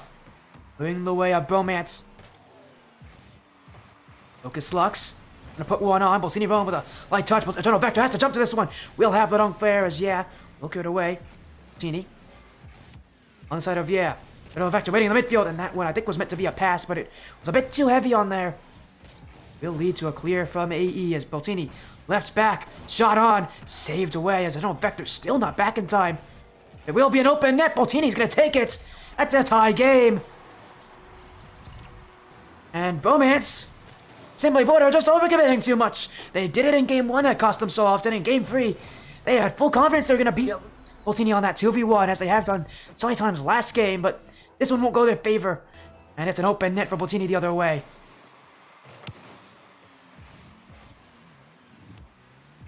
As Bolsini now.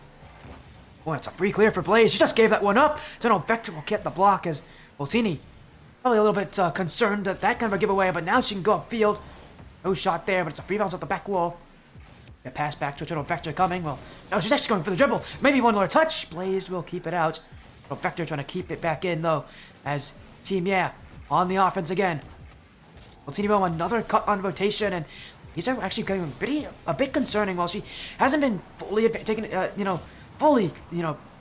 concerned with the giveaway potential of those cuts, Eternal Vector has been to the point where he hasn't been able to challenge, and when you give him the time to do so, you'll find the goal. Eternal Vector, and he has so many options here. He could have shot high, he could have done so many things, but instead it's a low shot. He pushed it through the post.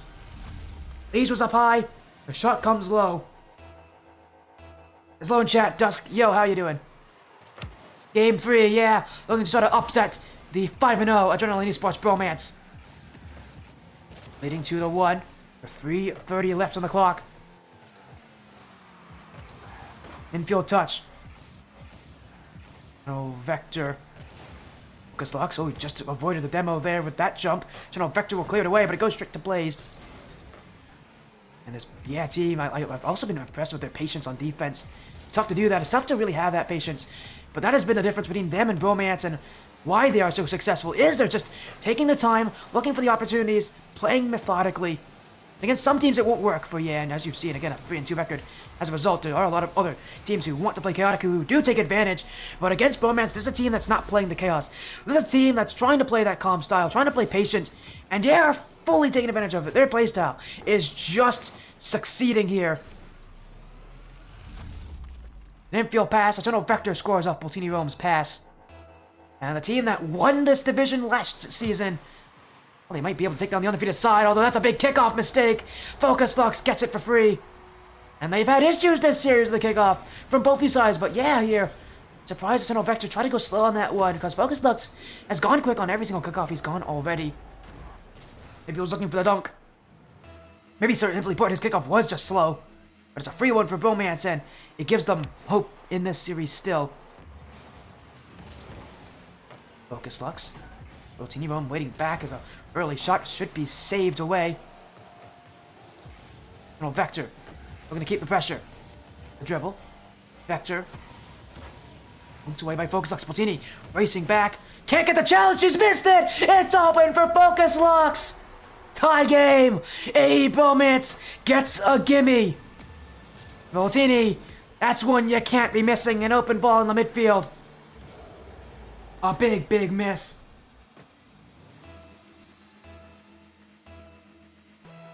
With half the game to go, Bromance are clawing their way back. Yeah, maybe I've lost track of the confidence they had. As now, Boltini looking for the Doomsday Dish. Focus Lux will beat her on it. In that slow progression. And I've told him all he needed to know. Now another challenge. Yeah, again, putting in some really strong midfield challenges. Paternal Vector has the bounce dribble. Won't have the shot though, and it's going to be an open chance for Focus Lux and for Blazed. Focus. That's an easy clear from Boltini Rome. Focus Lux will be disappointed in himself for not making a better challenge. As now Blaze looking for one himself. He's got the touch. Eternal Vector beats. Oh my, Blaze! A challenge out of nowhere. A challenge that beats the last defender.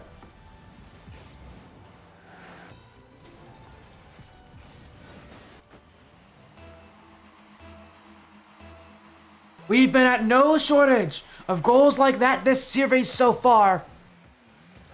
As Bromance on just playing exceptionally well right now on the offense. Yeah, not scored since the 3-minute 30-second mark. Goal drought could really hurt them here, and again, that needs that confidence from the side. It's a team that needs to rely on confidence, and if that confidence gets away from them, they're going to be struggling against any team, especially Blaze, who will be fully aware of it. Focus Lux, trying to keep control. This one flicks, Eternal Vector gets enough on it. Yeah, trying to push early, but they can't push too early. Those overcommits could make what is only a 1 goal difference become even more. Blazed. Bromance is looking to challenge and keep the ball as Eternal Vector and Boltini Rome on the wrong page. Focus Lux, the dribble. Eternal Vector trying to keep it out, but he's got a demo behind him. He still gets the block. 50 seconds to go. Boltini, the dribble, the space, the flick. That one going wide of the net. Oh man, so what a flick. Eternal Vector got caught going too far. And you can't be doing that. Eternal Vector, the one thing, couldn't do at this point of the game was overcommit. And Eternal Vector caught doing exactly that. The offensive stopped. Yeah, trying to force those shots now, and with 40 seconds to go, they still have plenty of time, but they're forcing plays like that. They're playing as if they don't. Eternal Vector, the dribble. Boltini Rome going upfield, but still, again, not on the same page here. Eternal Vector, it felt like he was going to leave that for Boltini at first. Now he'll look for the clear. Yeah, just looking for some offense as Eternal Vector. Gonna find the ceiling. Still searching as they drop down to Boltini. Off the back wall, Boltini not going to be able to make the challenge here. It will be Bromance who will find one more goal, secure game 3. Yeah, put a lot in it, but the shooting statistics here are quite dominant. Focus Lux with 5 goals on 12 shots. This is all Focus Lux here this game for Bromance. That's why they're still in it. As the last 5 seconds, just a formality at this point. Yeah, the sweep won't happen. But now they know a little bit more, I think. And Focus Lux is the big problem right now. Shooting 12 shots, that's a number of shots that can't be given up to any player. Bromance, simply put, at the last half of the game, turned it up. 16 shots in total. You're not generally going to be able to beat a team when they have that many plays on target. Again, a lot of it just happened to be because, yes, offense just shut down in the middle of that game. Hey, Bromance brought a ton of shots that brought a lot of pressure. For this point in the game, they might want to relax, take some time. That confidence is something they need to rely on. And after one loss, generally speaking, don't recover very well. This could be a real good chance for a reverse sweep. No swings to receive. This team did reverse sweep last season, actually, on this stream when they played against Valhalla. Here against Adrenaline. They also actually had a reverse sweep against Adrenaline dropouts last season in the 3v3 division when Boltini was on team, Now in this game, can Bromance maybe get some payback for having lost in the 3v3 division last season this way?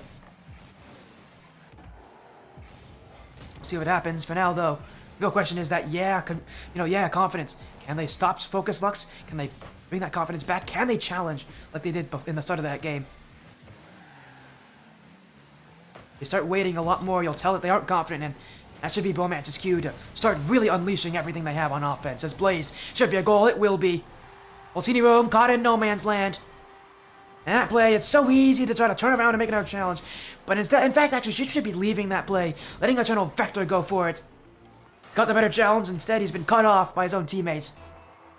Another goal for Bromance as that side still losing confidence, and again, after losing just a single game, that's really how it hurts GA. That's what's been one of the biggest problems for them this season. Has been that confidence. It feels like they lose it. When one game goes wrong, they don't recover, and it's surprising for a team because last season they had so many different matches where they went to game 5 where it was close, where they were able to pull things together. How will they do it here? Will they do it here? Is it no Vector hopes so? That's a great goal to respond with. Missed from Blaze, and just not an easy angle there for Eternal Vector, but at his caliber, not one he's going to miss often.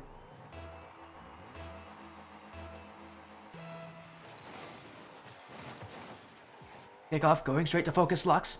Looking for a second touch. He's maybe got it. Looking for the drop down, in fact. Eternal Vector right to challenge that. Now they leave it. Boltini Rome. Oh, what a shot there. That is a beautiful play. Boltini Rome. A perfect capitalization of the A. Bromance overcommit. Really for Braised, he had no idea she was going for that.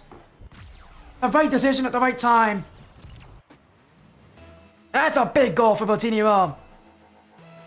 Maybe the confidence is already back in form. But still, they'll have to keep out this Bromance side who have no intentions of giving away this series all that easily.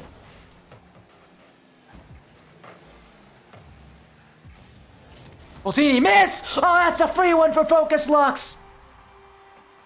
And Boltini's been struggling on the back wall all series. It was an issue for her last season, and it hasn't changed at all as a big miss.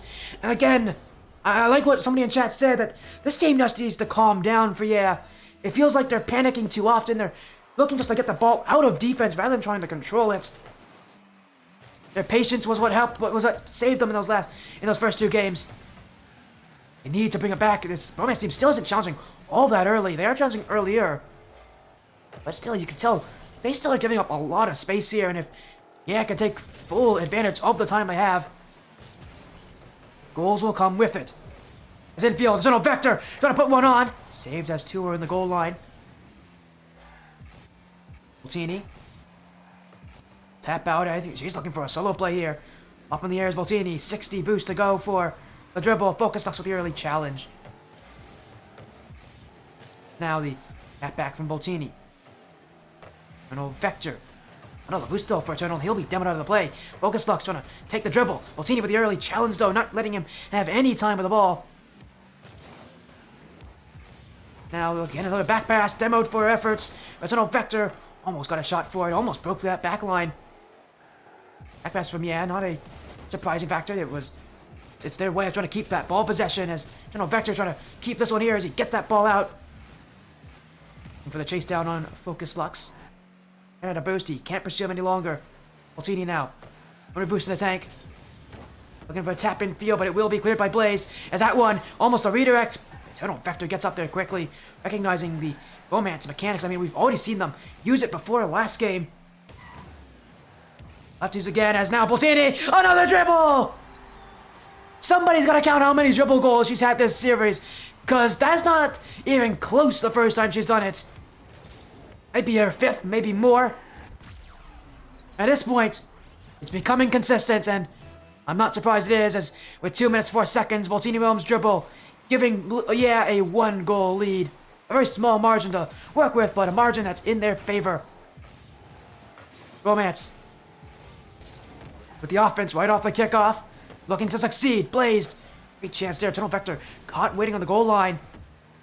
Can't put it, but he couldn't put the shot on. Now Vector, the flick, it's up high. Blaze doesn't have it. In comes Boltini. Focus Lux will be there faster. And now it's his turn to dribble. Bumped out. Blazed, looking for the corner. Eternal Vector there, but it's going to the midfield. Boltini will panic her way to getting that one out. With 90 seconds left. This one clear to the side. Focus Lux. One tap. Boltini. Challenge to the side wall. Blazed. A pinch. Eternal Vector. Blaze still at it. As Boltini roam. Gonna keep it up high. Focus Sloth with a clear back. Eternal Vector looking for more offense. Yeah. At this point on defensive mode. Can't make mistakes. Bromance will capitalize those. All you have to do is just make sure they don't overcommit. They don't play too aggressive here. Bromance with a little more space, but what will they make of it? Focus Lux. Player in the midfield. Miss from Eternal Vector. Focus Lux in front. Pinched. Still on the goal line. This one bouncing. It will stay out somehow. Yeah. How did they stay alive on that one? It was bouncing on the goal line. And yet somehow they keep it going. Now Eternal Vector! A 4-2 lead! Insurance goes to Team Yeah! A big time block on one end of the field. A goal on the other. And Yeah are back in business.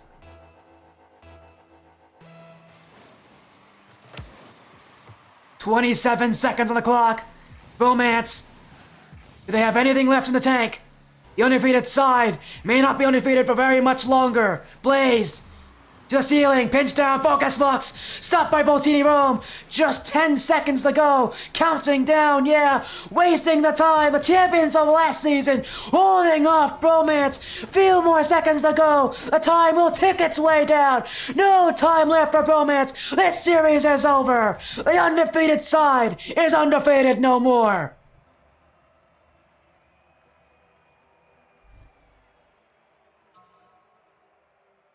Three to one. Yeah. With a perfect counter to Adrenaline Bromance's playstyle. A patient play, a team that took its time. They caught Bromance on a play that Bromance is used to. They wanted to play patient here, but Yeah, boy doesn't let them. And a huge performance, a huge response as well after that game-3 loss. Yeah, so far this season have struggled once they've lost a game. But that was a great performance from them. Boltini Roma, a strong performance. Again, it's up to her, really, to bring the performance we know that they can bring. As, again, that 5-0 Bromance side now 5-1. A huge win for, Yeah, the champions of last season. If they play like this, there's a good chance they'll be champions again. But that consistency, that's going to be a problem for them. We'll see if they can continue it here. But win like that should get them a lot closer to securing that playoff spot. In fact, it may have even already secured their playoff spot. Again, a huge performance. Yeah, in a brilliant position.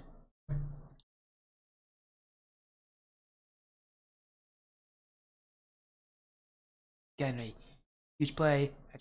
Yeah, with a 3-1 win.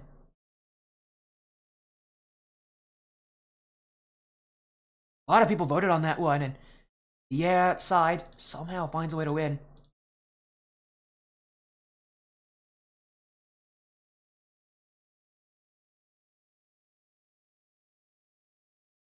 Again, I'm still trying to calculate to see if, Yeah, maybe I've actually secured their spot because of it.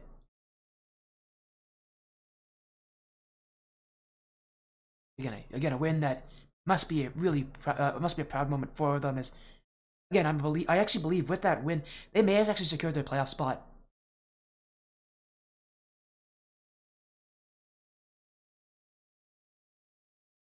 Just trying to see what it would be like. Yeah, actually, as welcome in Boltini Rome, Eternal Vector, and Coach Caden. I'm trying to calculate there, but I think you guys with that win have just secured the playoff spot as well. Don't count me on it, but with a 4-2 record, I believe that the best you guys can now, the worst you guys can now do is 5th seed. So again, congratulations on that. How are you guys feeling after that win? You guys must be feeling amazing. Indeed, it was a good dub.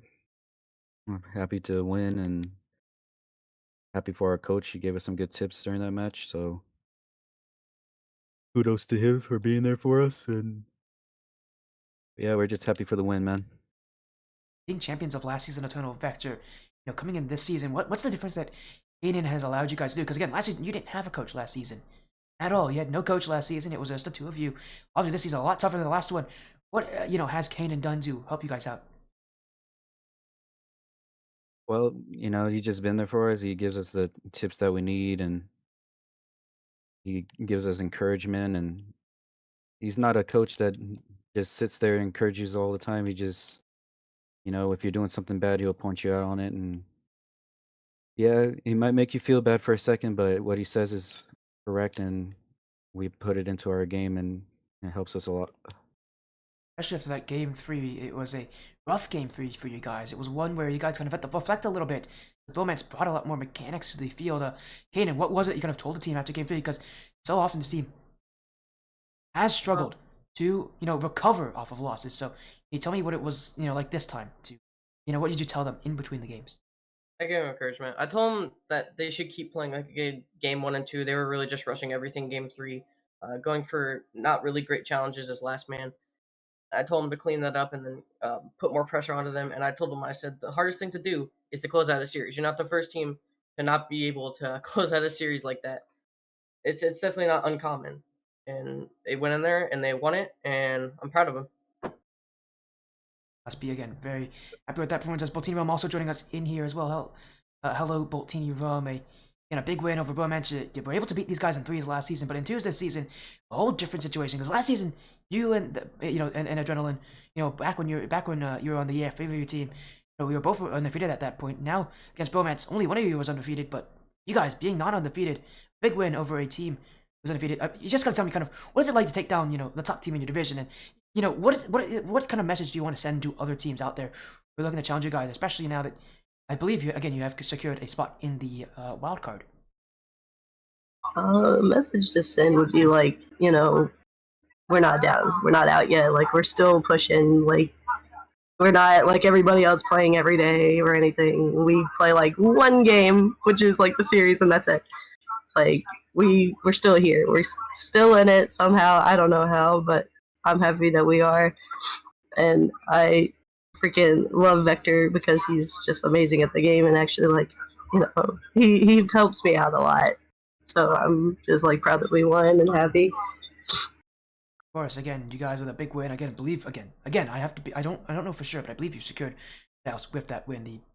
Again, you guys have been in a perfect position. I mean, can you tell me what is it like to now finally secure a spot in the playoffs? Because for this entire season, Boltini, you guys have been chasing that playoff spot. You had never really, nobody could be fully sure if you would be able to make it. But with this win, I believe you have done it, and there's no way you can lose that spot. So, can you tell me what it's like to finally secure the playoffs and to go back to the playoffs for your? I believe it's your third season in a row that you've now made it to the playoffs, Skyward.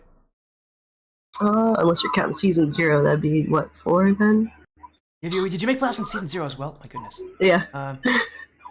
Let's see. I'm trying to think. Did you guys make playoffs in season 1 as well? Right? You made playoffs. I remember you did. Am I looking at the right place? Yeah, you did. You did make playoffs. You made it to the top 8. And then again, season 0. What team were you on season 0? Well, I think it was Plink's East with Ballin. Well, not with Ballin, but he was on the Plink's other team. But you made it. Yeah, again, to go back to the playoffs again for fourth season in a row in 2v2s must be a very good feeling because again, it's a lot of people recognize just how consistent you have been every single season. What is it like to make it there again? Oh, it's great. I mean, that's all I really hope for in a season is just make playoffs. Like, if we win or lose, it doesn't matter. Just make playoffs. Because at least it shows, we still got it. Like, we're not terrible at the game. We're still there. You're definitely not terrible if you can beat AE Bromance. So I'll definitely say that about you guys. Again, congratulations on your 3-1 win here. Another undefeated team bites the dust today. It's been a weird night for undefeated teams not getting their wins. But again, we have another team losing here. And again, congratulations on your win. Before we go, we'll get some quick shoutouts, some final moments. Let's start with Kanan here with shoutouts. Do you want anything to say, Kanan? Any last words that you want for the stream? No, I don't really have any big shoutouts, but I'm really proud of how they performed today. And honestly, to all the teams that are in the playoffs, be careful because they'll be coming in hot. That's for sure. They're definitely a team to be reckoned with, and we're gonna show you what we can do. Well, I know how these two are capable of. I casted these guys when they won last season, so I definitely know what they can do here. We'll now move on to Eternal Vectors or anything that you'd like to say, Eternal Vector. Any shoutouts that you have? Yeah, just a shout out to my boys Zai and my boy Happy and you as well, and shout out to our coach for being there for us, and shout out to Boltini for being an awesome teammate for these last 2 seasons, and hopefully we could get another championship going here. We'll see if you're, again, you're currently en route to, yeah, very good contender for that. As and we'll move on to Boltini Rome. Is there anything that you'd like to say, Boltini Rome, to end things off? Shout out to you, Sporty, for casting. You're welcome. Shout out Kenyon for being an awesome coach. Shout out Vector for being like the best teammate ever. Shout out Adrenaline because they're an amazing team. And of course, as always, I gotta shout out Little Dakota. Again, I'm surprised. This is the first season in what, three different seasons. Like you're on the team named Dakota in season 1 and season 2. Not this season, I guess. Although I guess we could maybe call this team for Dakota. Actually, you know what? Maybe I've just made a great team name. But again, congratulations on your win. 3-1, taking down AE Bromance. Good luck next week when you take on a New Age Mavericks. And again, congrats on making the playoff. Thank you, Sporty. And I was Boltini Rome, Total Vector, and Coach Kanan, care of Team. Yeah, big win for them. As now our next series coming up will be a best of 7 OUG Abstract Golden Hour Esports. We'll see you guys then.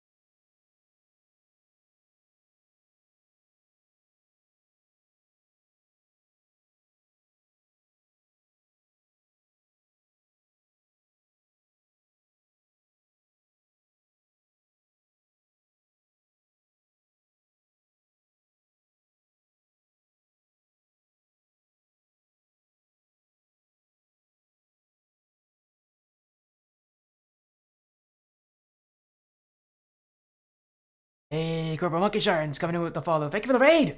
Not follow. The raid, I meant to say. And thank you for the raid there, Corporal Monkey Shards. I'm assuming you're casting something tonight, but hopefully it's been going well. How was your stream, my friend? Hopefully it was good. We actually have a series coming up. It's going to be OG Abstract Golden Hour Esports, so around for that. That'll be a great best of 7.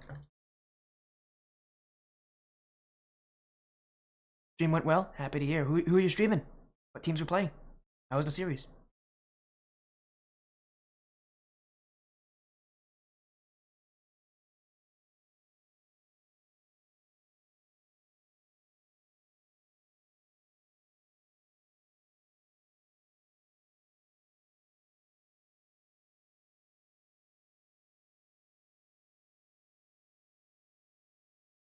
Oh, it's my old team, the Panthers. That's my old team, Monkey Shines. You got my old team, the Panthers. Yeah, that was one of the last teams I played for. Man, that feels cool. That's actually the last Skyward Series team I ever played for was the Panthers. So I'm happy that they're doing well. They're still doing really well because I know that team has undergone a few changes. So super impressed with them this season.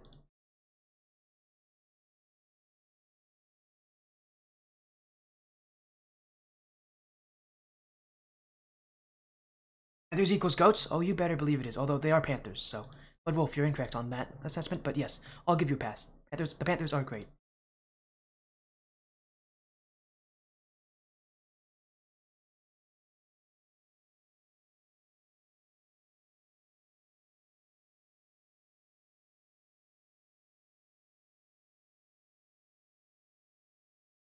New Age. Did you just call it Potes? No, don't call them Potes. That sounds wrong. That sounds really wrong.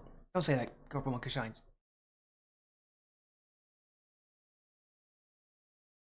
I have your lurk. Hey, if anybody's lurking in chat, exclamation point lurk. One little command for you guys. Again, thank you for lurking, Corporal Monkey Shines. Again, yeah, there you go.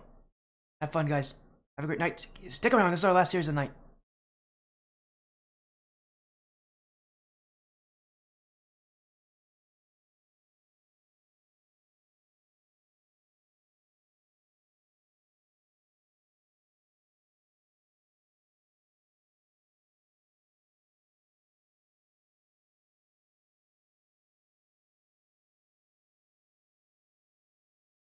How have the series been tonight, Sporty? Thank you for asking, Blood Wolf. Well, tonight's been a weird night because both the matches so far tonight had undefeated teams and they both lost.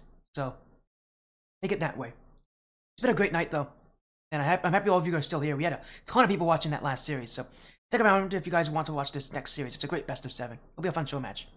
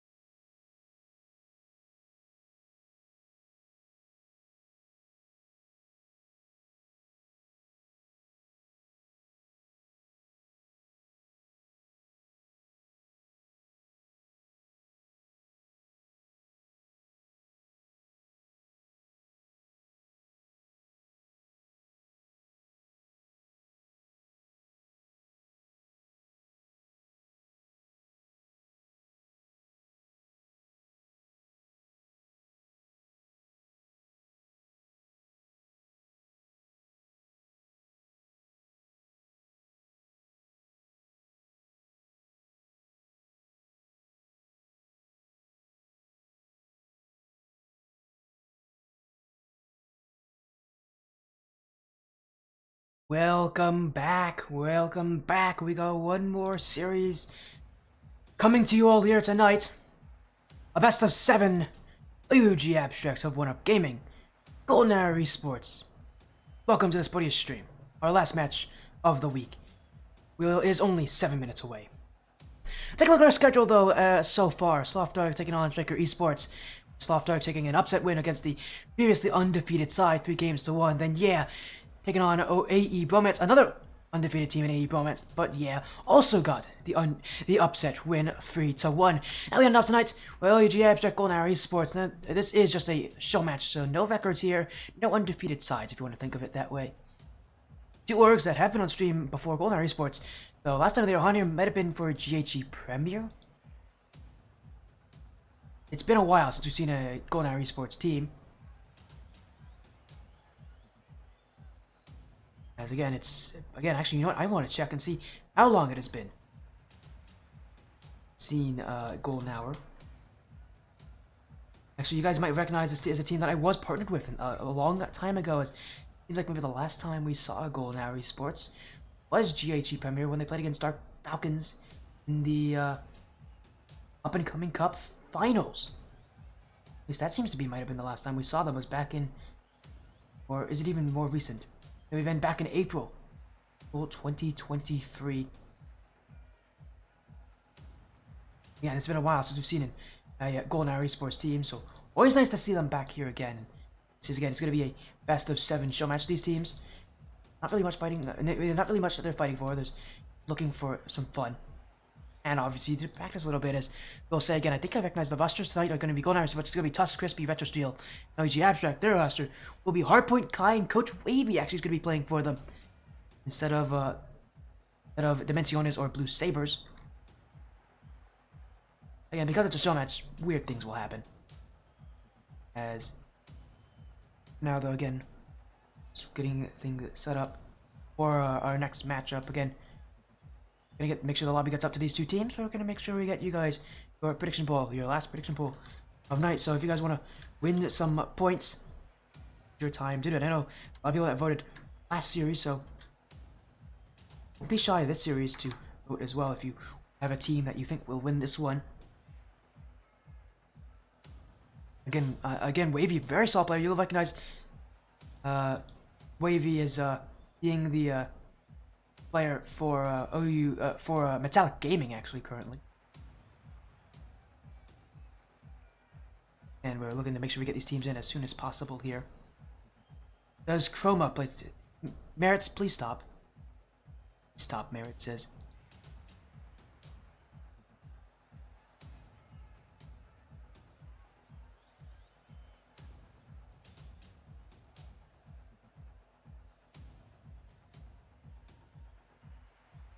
As, oh dear, oh no.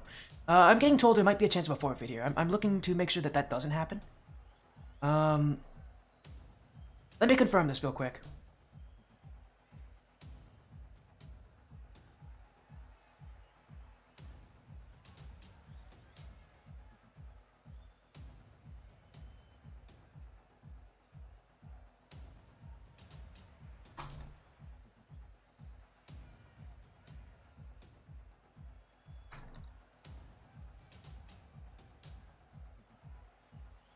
As yeah, we're getting confirmation. Yeah, there is actually a forfeit. Golden Arrow Esports will not be able to make it tonight.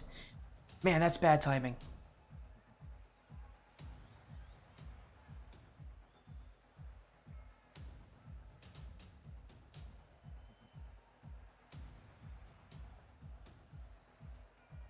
As I'm seeing what in the world's happening here. I'm trying to get like full confirmation, but it does seem like Golden Arrow Esports may not be here tonight. So that's a bad timing for that. I must say. As again, I did just get a message from Golden Arrow about that one. That sucks because they returned to the stream. They've not been on the stream in a very long time. Might actually have a replacement though.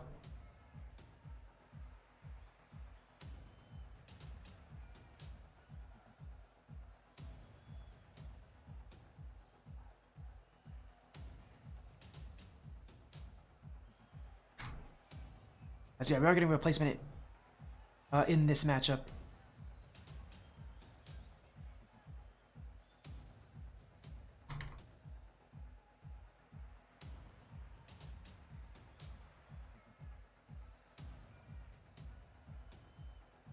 Again, we're actually gonna get a replacement. I think there's another team that's actually gonna be showing up here tonight. That's embarrassing. But I'm gonna make sure we figure out who it is. But it does seem like we will have another series coming up, anyways.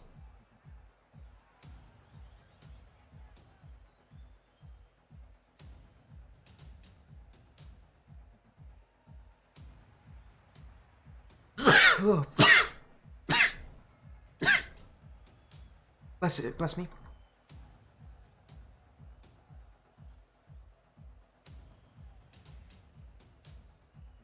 As actually, we are gonna get a, yeah. So we got someone telling me who the roster will be for the roster coming up. Let me make sure I get things sorted out. I'm so sorry about the change of plans here. Thanks, chat, for the bless you. Yes, I did sneeze there. I have allergies. Alan, Flashy. And who's their third? Their third is Chief for God.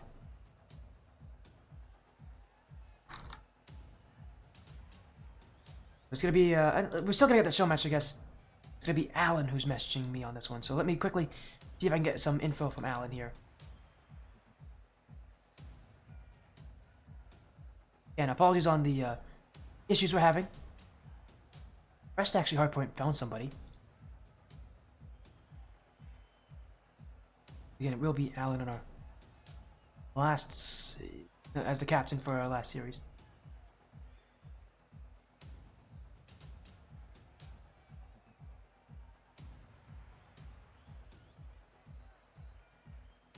Again, hopefully we'll find someone. I am trying to find them.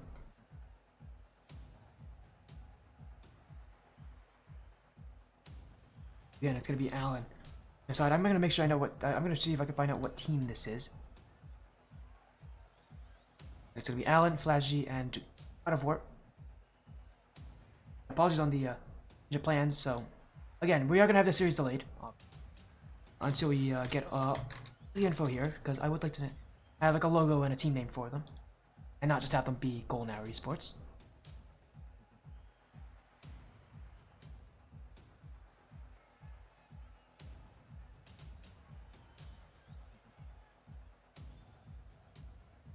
So, again, sorry about that, everybody. I'll get the production ball up as soon as I can. There we go, we got a message from them. Their name is Sticks and Stones, so.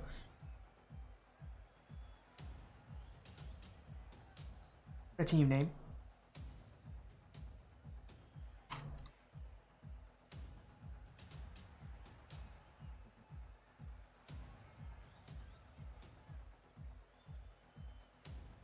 As again, let me just quickly save this logo for you all.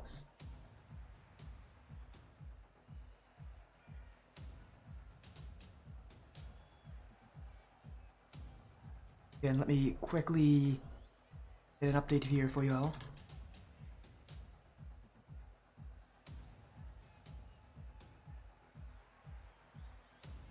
That be good? It will.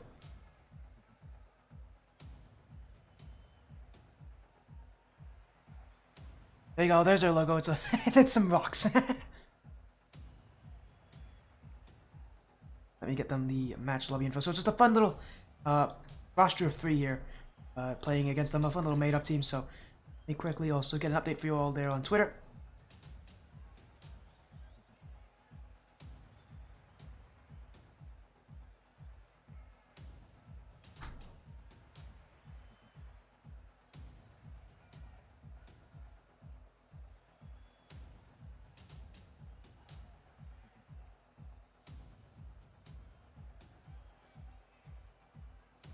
Again, let me quickly get that update for you all. A little change of plans here. Yeah, it will be OUG Abstract. Now taking on Sticks and Stones. Again, we'll get that best of 7 series started, but let's go ahead and look into our little roster lineup page so you guys can see there. And we'll get that prediction poll up for you all. Because again, we're going to get these teams in as soon as we can.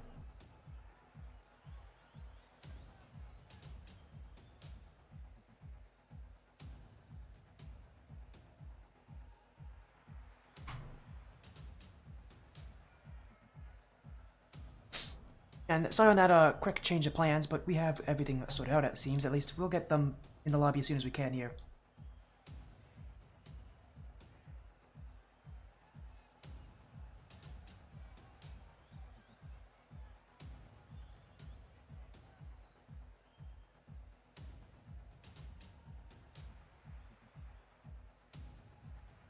And again, sorry about that, everybody. There we go. Again, this is a GC2 level show match. I should probably say what level this show match is. It's around GC2 level. It'll still be a best of 7, by the way. As I actually forgot to change. This is not a Skyward Series match. Get rid of that.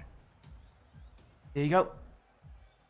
Yeah, get your little votes in if you want to vote on who you think will take this one. From, you know, the OUG Abstract roster or the new made-up Sticks and Stones roster. So again, we'll have a little fun with this one.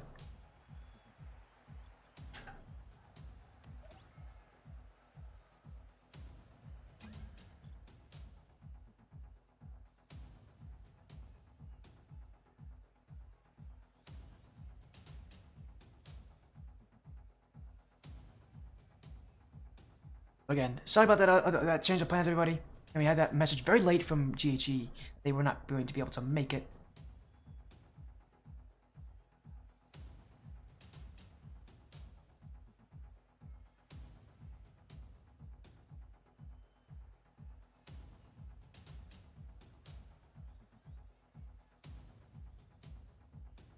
Again, we'll get some confirmation on that player, but again, there's trying to make sure we get everybody in the lobby as soon as we can here for this match.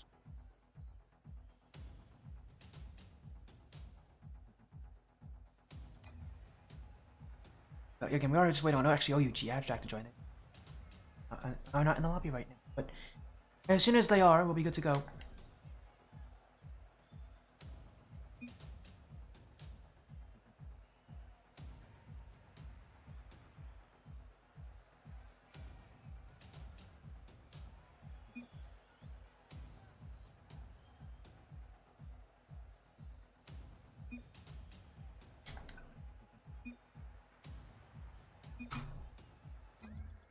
As these guys are asking actually for a lobby change. They want to have the names changed around as well, so we'll quickly do that for them as well.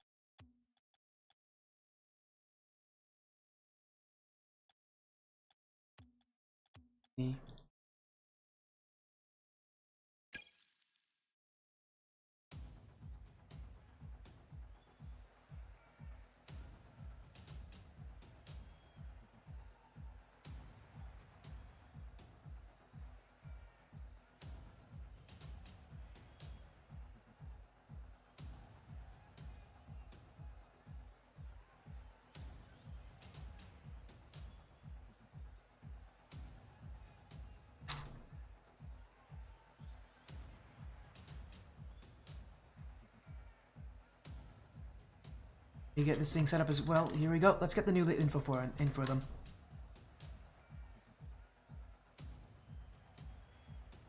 There we go. Lobby info back up.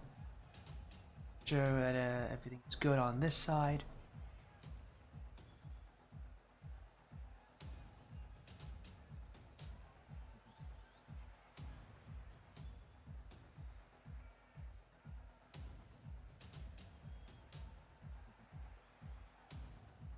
Again, we'll get these guys in just a moment.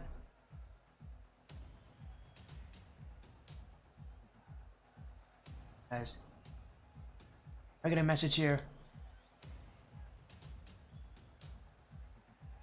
As we are getting a message actually that Chief for God wants to go by his in-game name, so let's change that up. His in-game name is Chicken Choker. I'm not joking. His name's Chicken Choker, so you'll have to edit that. There you go. Gotta love players sometimes. I feel like he's doing that because he wants to mess with me a little bit, which has happened before, so.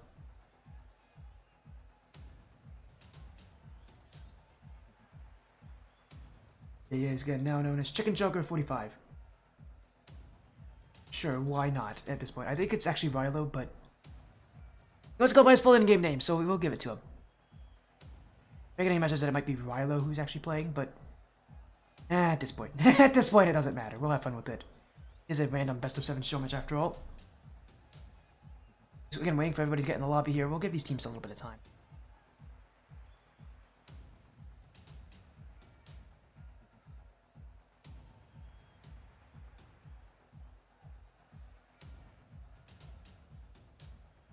Guys, there we go.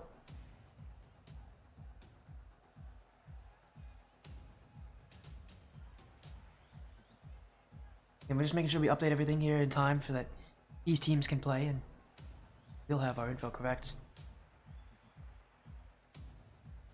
Actually, 1 sec.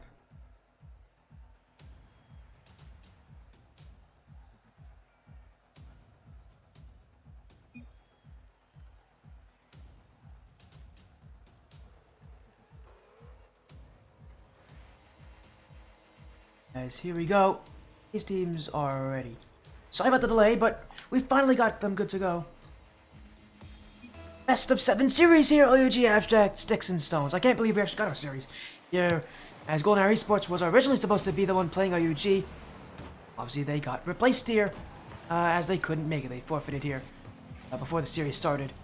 So now we'll have OUG Abstract in as Wavy. Interesting player to talk about as well. Again, he's on that Metallic Esports roster. And he used to be on OUG. He used to be on the OUG main team with, again, what is now Metallic Esports. He won the RLCS, wow. The ATS Rivals Cup. He didn't win RLCS, not yet at least. Although maybe in the future we'll see him if he can. As for now, though, Sticks and Stones on the other side. A high level roster again. This is like kind of around the GC2 level show match for these teams. Could be a relatively close one here as the Sticks and Stones roster. I think just a completely new roster, just making up on the spot. Here to challenge OUG Abstract, and we have seen a lot of these kind of make-up teams. I think one of the more recognizable ones back in my old days was when it was 66% Canadian, 33% American. It was on the stream when they played against, actually I believe it was when they played against the Latin 7 team. We'll see how things go here as now OUG Abstract, I think a lot of defense right now. Sticks and Stones doing well to really bring that early aggression. And this is a team that, again, I don't know how new or old they are with each other. I'm assuming they're a newer roster with that kind of a team name. Just here to have some fun as that's an open net, and Wavy will take it. And he's going to be the big issue for them, is Wavy. I believe he actually might even be a GC3 level at this point for Wavy. Very solid player. He is challenging very well off the ceiling in the midfield. Specifically in that midfield, just being Wavy's to take advantage of. And I love to see that kind of a challenge, a confident play. OUG Abstract with their first goal. And these guys are a full roster. Even the Wavy's their coach. These guys all know each other. And the OUG Abstract have that chemistry advantage. The Sticks and Stones getting caught in each other's play. Chicken Joker and Flashy in the same position as OUG Abstract, just waiting for them to clear. Now the midfield hard point. The Wavy. Back to hard point off the back wall, looking in front for Kai. Here he comes, a bit slow on it though. Flashy will have it out. As a miss from Allen. Will be stopped as Chicken Joker comes in. Hard point. Flashy. Still Flashy as he's trying to get around Kai by that challenge. OUG Abstract looking in the midfield. Wavy couldn't get there in time, but right now for OUG Abstract, some really good midfield from them. There's a lot of really nicely put challenges. And again, that chemistry on point is hard pointy. Almost on point with that shot. Nearly put it in off the back wall. OUG Abstract still in firm control of the midfield for Sticks and Stones. Fortunately for them, it's a best of 7 series, so they have time to get used to each other. It's going to mean these first couple of games are going to be quite brutal for them. Getting used to that OUG Abstract's playstyle. It feels like Sticks and Stones might have the higher quality of players. I would at least say mechanically they have the higher. The players they have right now are stronger, but when it comes to the teamwork, OUG Abstract have that. And generally speaking, teamwork can be a difference maker. Chicken Joker, strong shot! That's going to be in the bottom left corner. And Sticks and Stones with a follow-up to tie this game up as Flashy off the back with a little extra touch just to get around Kai's challenge. And that sets up the shot in front. Hard point, just not enough on that one to get the save. And it will be tied up here. Sticks and Stones I start off here quite impressively, actually. They played very well when they get to offense to really make Abstract feel quite out-pressured, outplayed. And now a big pinch. Chicken Joker just lets it go in as Allen's going to get his goal. And Sticks and Stones right back onto the pressure here as a big pinch down the field. OUG Abstract just weren't ready for it. Sticks and Stones, again, this first game here against these guys. Just a team coming on for the fun of it. And their mechanics, their playstyle actually surprisingly unpredictable. And I think that's kind of what they want, unintentionally want to go for here as a team of players who I don't think are usually together. Hard point. Big shots. Flashy will get the save, but he's double committed with Allen. Abstract still looking for offense. Again, it's been a weird night overall for these teams. Because again, we have a makeup team with Sticks and Stones at one side. and Abstract on the other, who are playing with their coach, who's going to get a second goal here. And relatively back and forth. I'm kind of enjoying this game one. It's quite chaotic. There's OUG Abstracts a bounce in the nets, and Wavy, 7 shots already. Oh yeah, he's going to be the scariest player on this field. I believe he's the highest ranked player on OUG Abstract. It's going to be a real punch up for them to play against this Sticks and Stone side. As Flashy with the flip reset, couldn't use it though. He didn't actually get it in that play. Will be Abstract to look for the clear, but Kai won't have it. Wavy, send it down the field. Now flick inwards, Flashy. The side, we're looking for the second touch, but it will bounce up high. Kai should have this one away. A dribble. The Wavy. Wavy being demoed though, and Sticks and Stones will keep the ball as well. Flashy. And Allen. Wavy. Trying to keep it up here as Allen with a beat there in that last defender. It's off to the back wall. Chicken Choker jumping. He's looking for it, but it will be directed wide with a big save from Abstract as they have to rush to the net to get to that one. They haven't had to play too much defense, but when they had to, on the side of OUG Abstract, they've had to really rush back to it. Sticks and Stones running a lot of, quick attacks through the midfield. As soon as they kind of make them, Sticks and Stones, their struggle is actually keeping them. They have not won the midfield all that easily. Here against Abstract is Kai for the flick. Flashy's backflipped. Allen with the challenge. Wavy still on its Wavy, looking for the dribble. Chicken Choker doesn't have it. Wavy with the 50 on Flashy. And OUG Abstract relying on Wavy. They get another one here. It was off to the midfield when you give Wavy this space. He does so well just to punish you for it. A big 50 on the goal line. Wavy now gives his team the lead with 24 seconds to go. Sticks and Stones still struggling just to get themselves maintained offense. Now at this point, they don't have to worry about maintaining offense. They just need to get some offense. As Allen to the back wall. Flashy. They got the beat on hard point. Chicken Choker back in. Flashy looking for a back pass here, but a big team bump. Sticks and Stones still have it. The play off the side wall. Hard point will let it fall to the ground. And that's game number 1 for OUG Abstract in this best of 7 series. Sticks and Stones, an impressive start, but I think they're starting to realize that if there's anybody they need to stop, it will be Wavy. And I'm worrying for OUG Abstract that as the series continues, Wavy's not going to be nearly as effective. Again, he's the highest ranked player here, I believe. More worried about the fact that if Sticks and Stones, start to really put the pressure on Wavy, is the rest of the team going to be able to pull in for him? So far, they were successful in game 1, but the rest of 7 series, they're going to have to make adjustments, especially with their style being as simple as it is, being as kind of relying as it is on one player to do well. See some real issues for OUG Abstract in the future if they don't start to really get hard points and Kai more involved. And after Sticks and Stones, their big thing is just to try to get that rotation under control. Once they can do that, I think they shouldn't have too much issue putting down Wavy on the field as Stones looking for another here down the field. Hard point. That back to Kai. Allen with the challenge. Flashy looking forward. Allen won't actually go for that one there, and I know it could have been a good chance for him to turn on that, at least get something on the OUG Abstract net. But he didn't think it would be worth it as, oh, what a save from Flashy. I didn't think, I thought someone would have been back there earlier for Sticks and Stones as Wavy shot felt kind of slow. Was a quick attack for the midfield here as a big shot there. Saved away by Kai. Flashy to the back wall. Wavy can't get the jump on Allen. Hard point's awkward. Flashy trying to beat over him. It will go away as Wavy's touch sends it to safety, or at least relative safety. Sticks and Stones still have the offense. Allen. Sticks and Stones playing the offense, and again, I thought after a good amount of time they would get used to this OUG Abstract team. Again, it has been a lot of both teams really being able to hold pressure against each other. When Sticks and Stones can start to hold the pressure, they don't give it up easily. It's like a vice grip on the OUG Abstract side. Overall, though, I think OUG Abstract have done better to really break that midfield a lot more. And I think their chemistry really does buy into that as hard point. Wavy with the follow-up, looking for the double tap. Wavy has these, but he will miss high. Kai with the follow-up. He's got the dunk, and that one's put in for Kai. OUG Abstract will get their first of game 2 as well. As the Sticks and Stones roster tried on the goal line. It will be a follow-through from Kai that will beat them in the end. As, oh, what in the world was that from the kickoff? OG Abstract. A fake that I don't think was intentionally meant to be a fake, and now an infield touch. Wavy will send it away.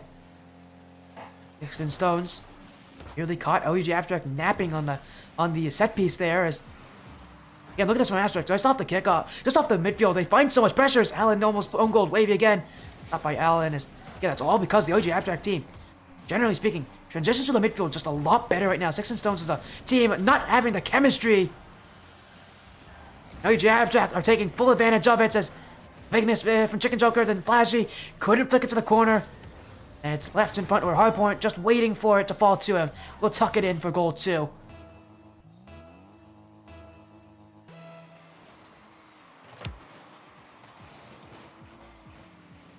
OG Abstract. Chemistry definitely being shown here. Now look at the clear. Again, stops in the midfield by OUG as Allen. Oh, he may just own goal there. Allen, oh my goodness. Another one for OUG. This is starting to feel a bit disappointing for Sticks and Stones. A big overcommit for the midfield, but Allen had a lot more time on that than he thought he did. A very early jump. I think he could have waited under the ball there. Would have done a lot better if he just not jumped at it. Sticks and Stones, a third goal going up in this one. Completely from their own doing. A team that was able to keep it so close in game 1. You know, battling that midfield. Wow, this is a shocking style of defense they're going with. One that I just didn't expect from players of this caliber. I believe, again, we've seen Flashy now on the stream before. But I'm surprised that they are really struggling here to OUG Abstract. I understand that the chemistry is not there, but this is just rough. As Flashy and Allen not on the same page. Another one for Abstract as Wavy's getting his first. 1 goal and 2 assists. Wavy again. Instrumental to Abstract, but Texan Stone's defense giving plays to Kai and Hardpoint that they're just not going to miss. As now up the kickoff, Kai looking for 5. Allen, oh, he didn't get to it. He must not have expected a challenge from Kai. And a 5th goal goes in as OUG pummeling their way through Sticks and Stones. Allen had a long turn there. He just did not expect Kai to challenge that quickly. And OUG at this point might be feeling pretty happy with themselves as Hardpoint. Sidewall, Chicken Choker. Heading over Wavy's off the ceiling. Still on it is Chicken Choker, but Hardpoint will clear it away. Wavy, the corner. Now in the midfield from Flashy. DG Abstract, only playing with 2 players. Kai has stopped moving. Really hoping he has not had a disconnect on us here. Well, that's our answer. He has had a disconnect on us here. Hopefully we'll get Kai back, but for now, Sticks and Stones, I think they'd like to just have 1 goal. At this point, I don't think they're going to be stopping their style anytime soon. They want at least something here against OUG Abstract. And we'll consider you playing here as Abstract in a 5-goal lead. I don't expect them to lose this lead, even with only playing 2 players. But Wavy did miss that. Allen should be able to score. It will drop down and in. And a big miss from Wavy. Not common you see him miss those plays. Does leave it open net that Allen will fully take advantage over that with that light shot. And in comes OUG, who will have to now keep their lead intact for as long as they can. Sticks and Stones, in with now 3 players versus 2. You have a pretty noticeable advantage here, although still, it's going to be if they can mix, can put plays together as a full roster. Right now, there still is that kind of feeling that they just aren't fully on the same page. There's now Flashy, last one back. Wavy gonna get past him. Bump on Flashy. Flashy's still there. It will be saved away as Hardpoint. Follow-up shot. That one saved by Flashy. The Abstract going all the way back for more defense. Allen with a miss. Hardpoint looking just to slow the play down. Now off a ceiling. Here by Chicken Joker. Flashy. He gets that touch away. Won't get the clear. Hardpoint will have to follow it up, but he doesn't get there fast enough. This will be a long shot, and it will go in. Chicken Joker leave his first of the series. What a weird series this has been. Game 2. Off 3v2 at this point. Sticks and Stones only getting 2 goals because of it. 37 seconds to go. The Abstract still proving, even with only 2 players, their chemistry somehow is still better. This kickoff not going the way of OG, at least not easily. Wavy still gets to it, and oh, what a beat there. Hardpoint looking for the dunk, but he won't find it against Flashy. He going back, a potential 3v1 here, but Allen's first touch gets away from him, and this one's just gonna fall in front of the net for Wavy to clear.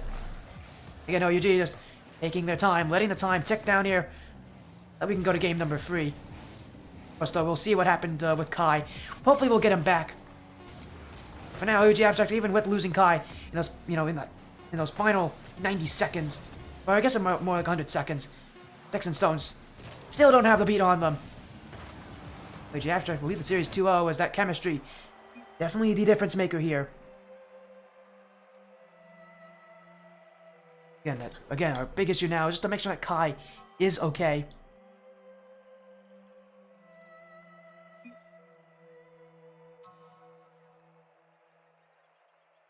We are getting a message Kai is rejoining, so maybe he just had a disconnect there. Whatever it is, we'll be back in time for game number 3. Which definitely is a good feeling here, as again, we'll wait on Kai. As soon as he's back, he'll be good to go.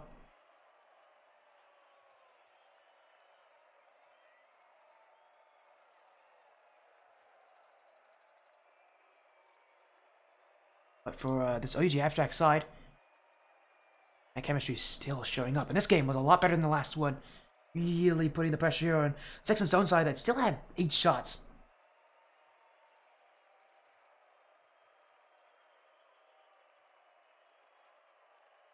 Again, we'll wait on them here. As soon as Kai comes back, it'll be good to get things going again. Hopefully Kai is going to be joining as soon as he can.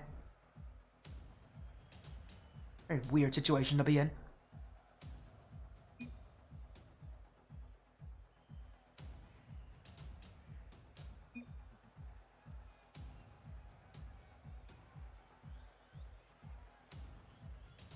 As again,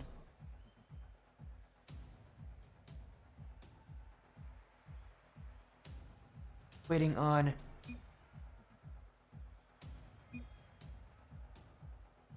as I know you guys can't see this there. Let's see if I can find the way to go in game here. There we go. Let's go in game here.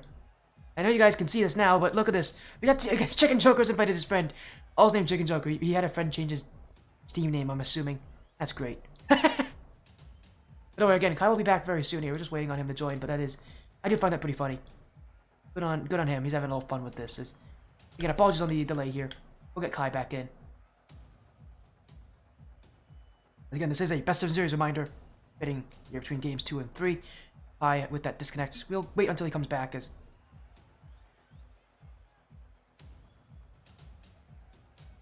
Okay, is Kai not actually going to change his name?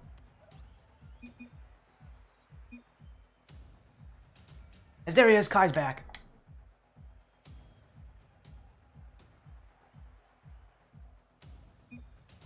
Here we go, let's get this series back underway. Kai having just rejoined. Hopefully we won't have any more of those issues from him for the rest of the series. But OUG Abstract able to hold on. Again, a 5-0 lead before Kai had that disconnect.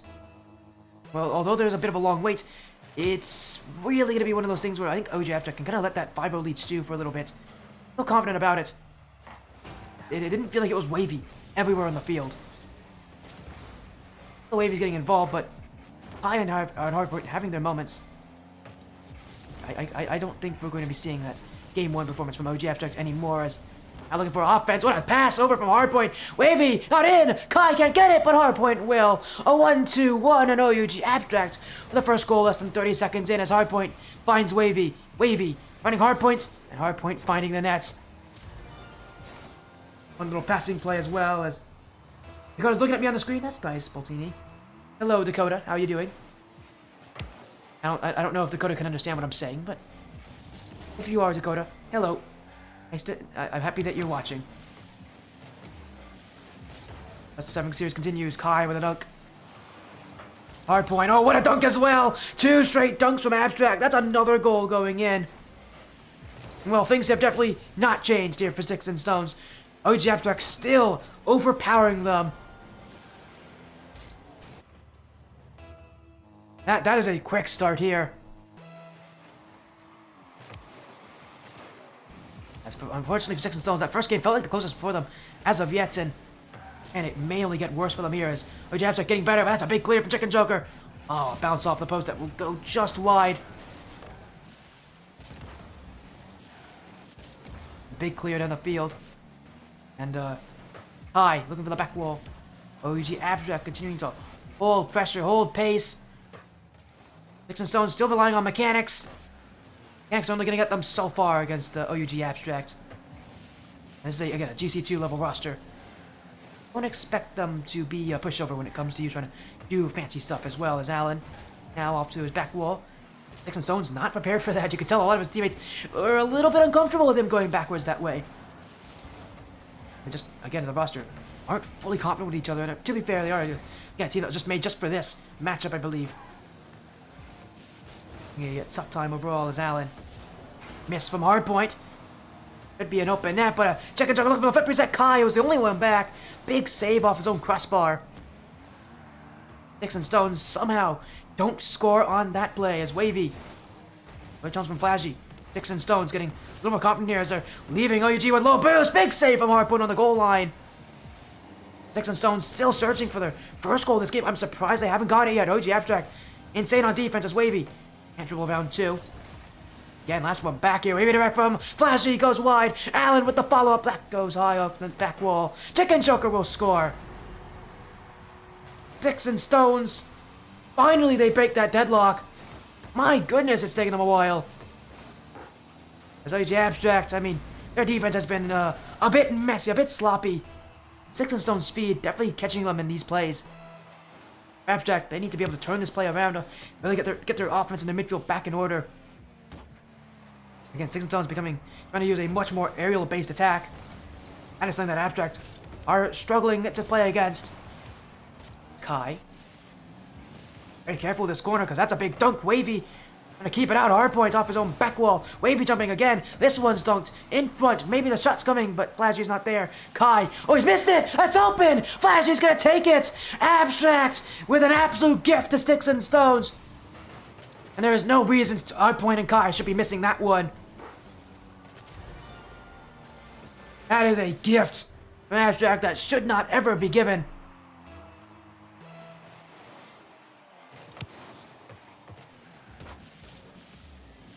As this game continues, now the question is, can OUG Abstract just survive? Because they have had a complete meltdown from the start of this game now to the midway point. And again, just the way things somehow happen, just a massive turn of momentum. Abstract trying to find something. It's Hardpoint with a shot. That's saved by Chicken Joker. Hi, waiting on it. Flashy with space, but he won't be able to have a chance to be Flashy. As Wavy, the dribble. Hardpoint waiting behind him. Sticks and Stones. So many early challenges. Really getting OUG Abstract. You have to be a lot flustered. They want to play earlier OUG Abstract because they're worried that Sticks and Stones, when they do challenge, will only win. Now Flashy only got past 2 with that. Wavy. That's what Mac is out with the redirects. Will be easily kept away. Now up to the ceiling, looking for a play by himself. Chicken Joker. Save it off his own back wall, but Hardpoint off the corner. Kai already up. Kai looking for it. Off the bar. That's scoring to stay wide. Now OUG Abstract won't get a second chance. Allen. In the midfield for Flashy. Kai won't have it. Commit from OUG Abstract on that goal line, but they will get the ball away as a big miss in the midfield. Flash is trying to get back. Wavy has a shot. This one's for Wavy, and this is for the lead. OUG Abstract with a big pinch on the field. Wavy to the net. And Abstract now with 52 seconds to go and put the pressure back on Sticks and Stones.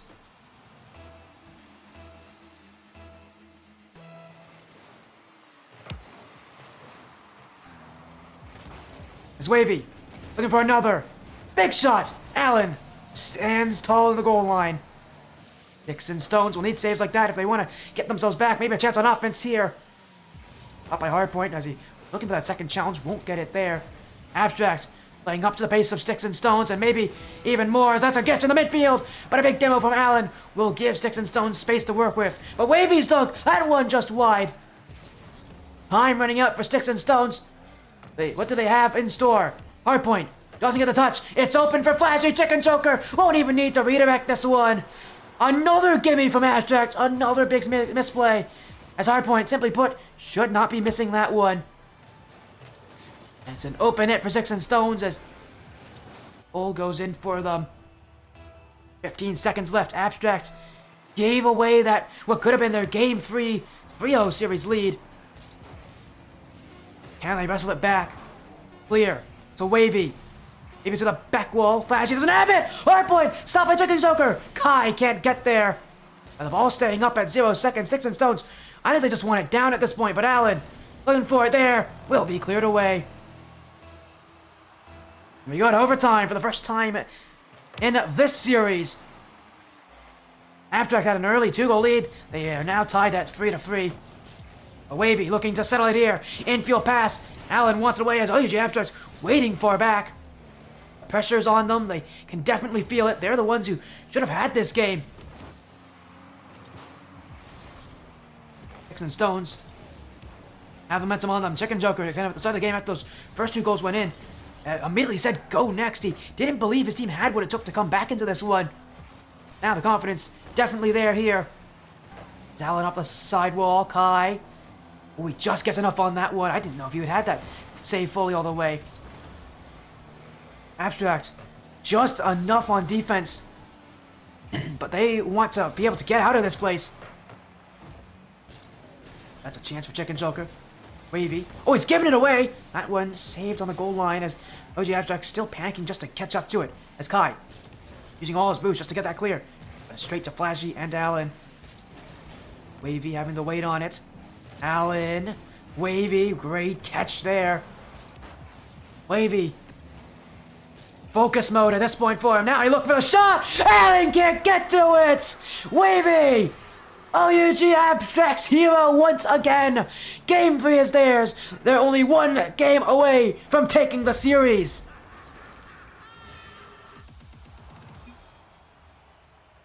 A goal that will settle in overtime. OUG Abstract. Rely on Wavy. Look at how many points he has. 800 points. 2 goals, an assist, 4 saves from Wavy. Sticks and Stones played incredibly well that game. It just isn't enough. Wavy finds a way to get his team the success they need. But you can tell Sticks and Stones are able to keep up with these guys. Fighting back, they just don't have enough. They just don't have that extra push. Oh, Abstract, they'd love the series to end as quickly as it started. Already 3 game wins. Now, just need 1 more. Best of 7 reverse sweeps have only happened on this stream twice in the past. Do we see another one? Sticks and Stones, they'll have to work very hard to do it, but they have the capabilities. And we saw what they could do last game. They can do that for a lot longer. They don't have those breakdowns. Should be finding success, although not a great start there from Allen with that open net miss. Abstract, I think, just trying to slow this thing down. Play at their own pace as Kai able to recover, but Hardpoint looks for Wavy in the infield, but Joker will clear. Now looking for the Benchies. Actually gonna be the first one to it. Ever recognizing that he could beat that last defender there. Abstract. Fortunate that it didn't result in anything all that serious. Again, it feels like they're not fully recognizing the fact that this Sticks and Stones team is trying to play exceptionally fast.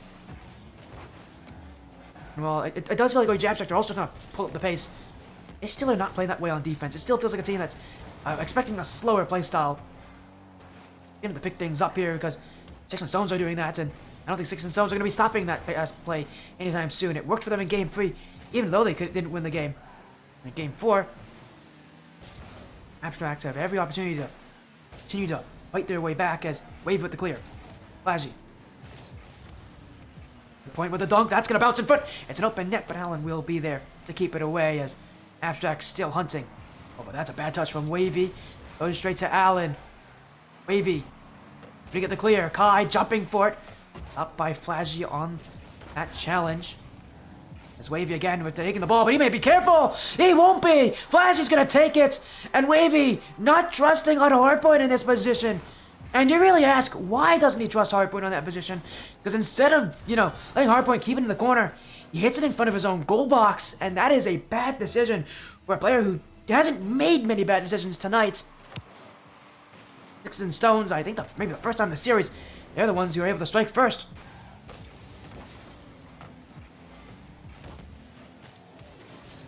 As in the front of the nets, Abstract still feels like they're getting outplayed, outrushed on defense. And Stones, I mean, they're using this to get mechanical plays, although you need to be careful with how much they commit, because that's an overcommit, and that could have been taken advantage of by OG Abstract. Hard point. Low dribble. Out for Wavy. Allen now sending it back in. Hard point. Flashy. I keep it away here as I can't get him on the challenge. Flashy. Delana looking for the hook on Wavy. Abstract will take their time to clear this ball away. It's hard point. Trying to find some time on offense, and he's got to touch off the back wall. Nearly. Or in that net. Wavy now on it. Options in front. He'll go for it himself. Allen. Very simple save. This one, Abstract finding plays on one of redirects! Wavy! With some extra power on it! We've been waiting for him all game to show us what he's got, and that is exactly what they needed. A punch to the Sticks and Stones defense. And this series, continuing to find incredible goals. Wavy tying things up. Abstract, if they can win this game here, the series will be over. High. The sidewall. Wavy. Out to the corner. Still Wavy. Maybe a flip reset. As you with a great challenge there, but Sticks and Stones awkward on the back line there. None of them are in the net actually, and this is an infield touch. Looking for Wavy. Back to hardpoint. Maybe looking for Wavy again, but that touch gets cut off by Flashy. I think just one pass too many from OUG. Would have loved to see them be a little bit more direct with it. And Stones. That's back from Allen, but it's cut off by hardpoint. Flashy. Into the hardpoint. Wavy. Catching up to it. Still Wavy. Flip reset. Still gonna land here and challenge Allen and take the boost. Wavy on any play on offense finds his way to do multiple things for this team. Really open up space for UG, but also make life difficult for Sticks and Stones. Now on defense, a double commit. Kai will be there first, though. He's going to save OUG Abstract from what could have been certain doom. Wavy. Using Kai to challenge here. Hard point. Back wall. That's not the touch he wanted, but we cleared away as a big team bump. An open net. Wavy. Tap up field, but Flashy will get backed. OUG Abstract. Just trying to restart on the offense. Less than a minute to go. Next goal very likely could be the one to win it. The clear away. And oh yeah, that's a free one for Sticks and Stones. What in the world happened to the OUG defense there? Kai was back. Hardpoint was back. Oh, they ran into each other. Oh, no wonder Sticks and Stones got that one. And Hardpoint, the guys I've been harping on all series that I need to see more from them. That is not what you want on the backfield.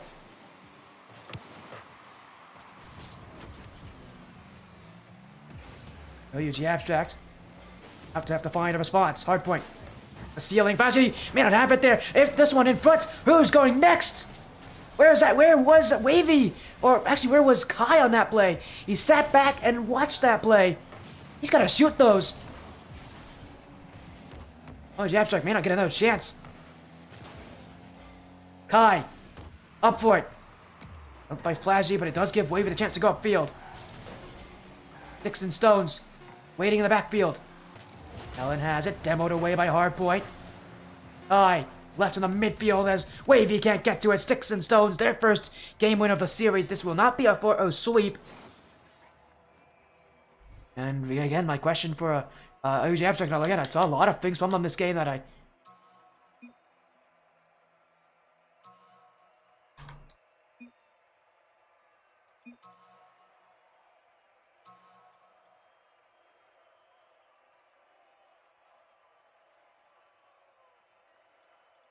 Go into game number 5.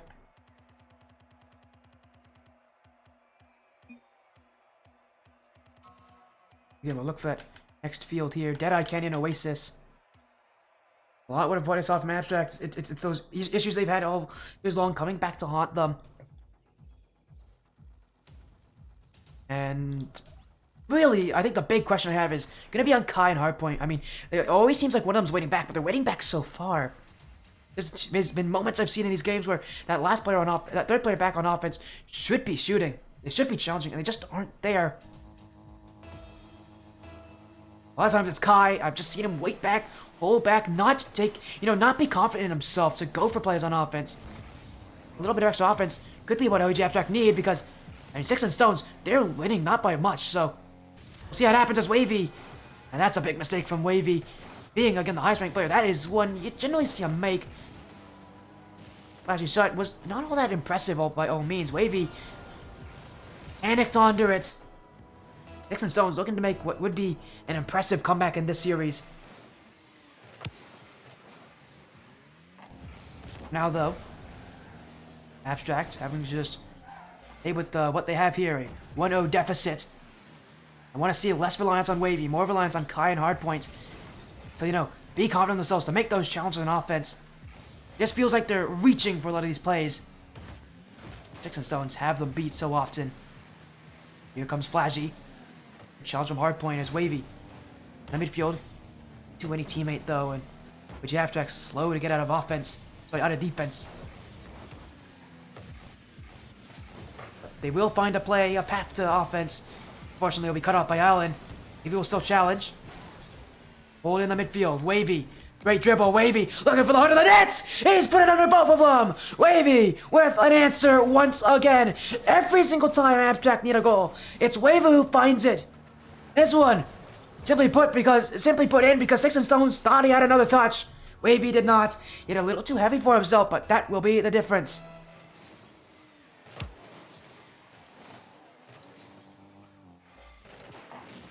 Wavy, to clear downfield. Kai, oh, that's a big whiff! Kai! We have no pressure on him in that play. An absolute throw of a play on defense. There was did he expect a bump coming in? I don't know why he jumped like that. These players are trying to play fast, but Abstract, there are times when they can just relax, slow things down. The second time where I think that advice would save them on defense. And for the second time, it will go against them here as they try to rush a play far too quickly. Can't be giving up these kind of goals to any team. Specifically Sticks and Stones, who haven't really bought themselves the offense yet. And you give them goals like that, they're just going to use it to be fuel for their continuation of that play. Style, I think OG Abstract like to not see again. It's Kai taking the dribble. Hardpoint with Kai, both challenging. In comes Wavy to send it down the field. Flip reset from Wavy, but he won't direct it towards the goal. Still, it's open for Hardpoint. He'll get that first touch. He's missed. Kai won't get it either. OG Abstract with a great chance of Sticks and Stones caught with all three players outside of the goal.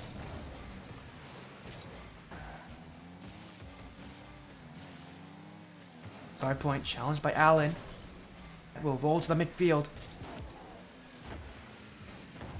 Wavy off of Kai. Chicken choker. Gonna put it back on field. Now off to the back wall. Hardpoint.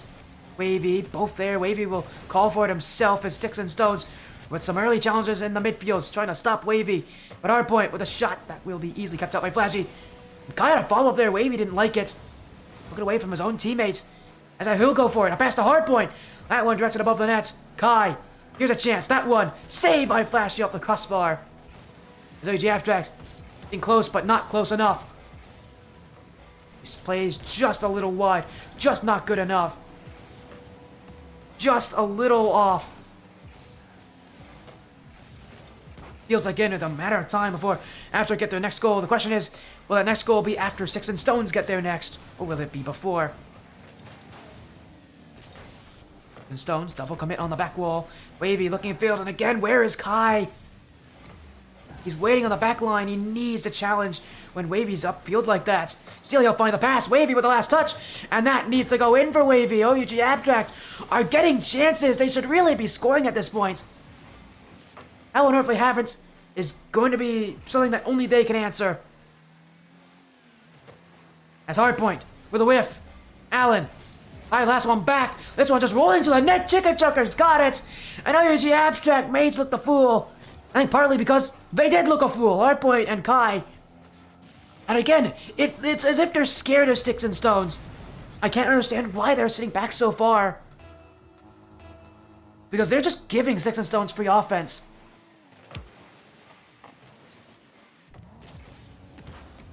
That one will be cleared away. Wavy. Off to the ceiling. Abstract at this point. They have the time that they need to get back. Well, they will with that shot from Kai. Not out of this one just yet. That touch from Allen led to a bump from Hardpoint and an open net for Kai. That's what you need to see from Abstract. Simple, consistent plays where they play at their own pace, they play at their own style.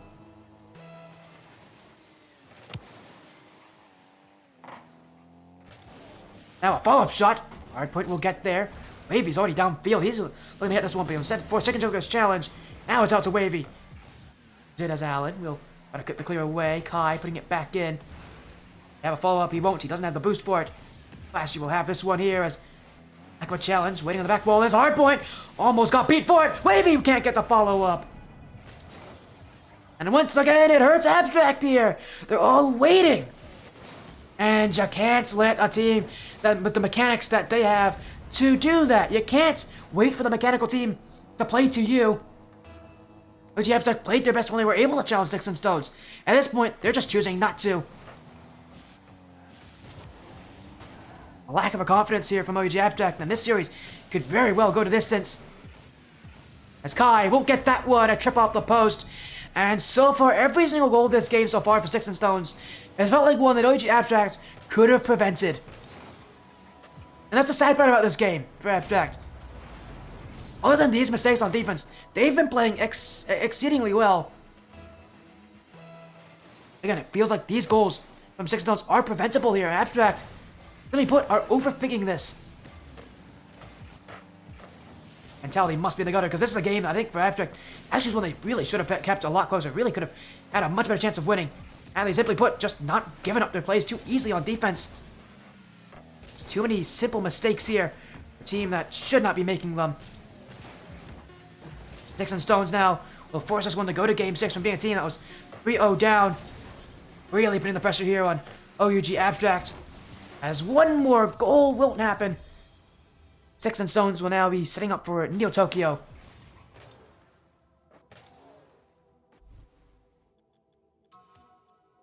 And now the pressure really falling to OUG Abstract. They might want to take some time between these games because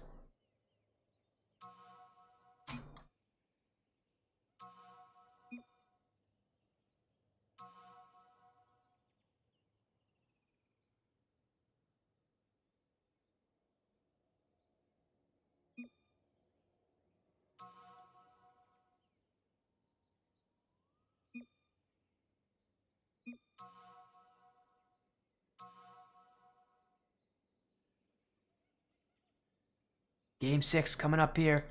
Sticks and Stones trying to make that first sweep happen. In a great position for it.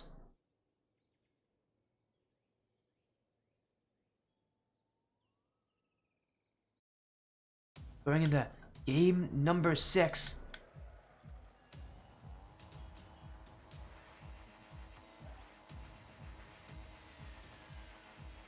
What's up next for these teams here in the series? Game 6, here we go. Sticks and Stones making the comeback happen. An impressive display so far, but for OG Abstract, that defense can come back to its normal rhythm. Maybe things will come back to, maybe things will be like they were before. For now, off to a very sluggish start. Allen challenged by Kai. This one going to the back wall, hard point. We get that one too, but it will be left for Wavy here. That one, Allen's missed. Oh, I think it's an own goal from Allen. Oh no! Bad timing for Allen. As Wavy's touch, I mean, it was a threatening touch because Allen was not there for it. And he has to make some touch there. Unfortunately, just not the touch he wanted. OG Abstracts, maybe hope for them here in Game 6 that they can end the series here and escape the threats of Sticks and Stones. Sticks and Stones still attacking, and I don't expect them to be without a goal for very long here. Yeah, again, I feel like it's only a matter of time before, again, a team of how good as Sticks and Stones are going to get one, and that's going to be it. Allen's got one here. His mistake on the back end now made up for. His abstract. A bad touch from Wavy, who just sends it right to Allen. One that Allen will take very often.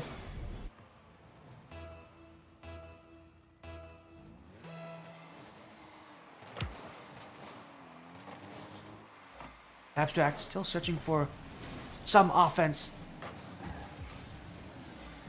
And Stones, again, taking advantage of his Abstract mistakes. And Abstract, the question is, are they going to make more mistakes than they will get good players on offense, or will it be the other way around? If I were dead even as Wavy looks for hard points, infield pass, Wavy playing very patiently. You definitely got to appreciate, being able to wait like that, because that is not an easy thing to do there. So many players want to challenge that. They want to push through. They recognize the mistake. Wavy, though, again, at his level, he knows that when a mistake like that happens, you let the play settle, and you take the space when it's given to you. Have a great response. It's hard point. Nearly had that one beat him with that pitch to the midfield from Sticks and Stones. The Abstract, I think, just trying to bide their time here on defense. They're wasting time of Sticks and Stones, but also trying to give themselves time to get that ball away. Get themselves upfield for more offense as a pinch. Kai sends it out. An Abstract still very nervous on the goal line, and they should be, because these passes are starting to cut them up easily. Flashy will tie it up at 2 as, again, Abstract, so much waiting at this point. They just can't challenge Sticks and Stones. No mistake there, a beautiful infield pass, but Sticks and Stones in a position where they really do have full control when they get up to offense. And that is something that Abstract cannot let them have. Because when Sticks and Stones is leading the offense, I don't know if Abstract can keep up with them. There's now a shot there, saved by Kai as Wavy, a very far turn. Hardpoint trying to control. Abstract, hardpoint, gotta beat his way through, now an infield touch. Now we'll clear it away. Wavy will catch up to it. Abstract trying to take their time as Wavy, another slow play out of defense. Maybe a second touch, won't get it, chicken choker. Cleared away, but then on the backfield. Hard point with open room to work with. Allen has off the spawn. We won't get to it. It's rolling in front of that. Chicken choker is going to be challenged, but he will get enough on it. Kai can't score. IG Abstract. It's a scary play on offense, but it won't work for them as Kai. Every touch there will just go back to hard point. Reset the offense. As hard point gets him on 1. Now hard point on 2. Weird flick. And Stones will get there as Wavy can't read it. Pressure brings a really fall for both these teams, and those defenses need to stay strong. Any mistake, any misplay, and be the difference maker. Kai, missed there! Kai's got it! A 3-2 lead! Allen, a whiff from inside his net, and that can't happen. Kai is there. And now Abstract, that's up to them. They've been here before where they have this 1-goal lead. Can they hold it?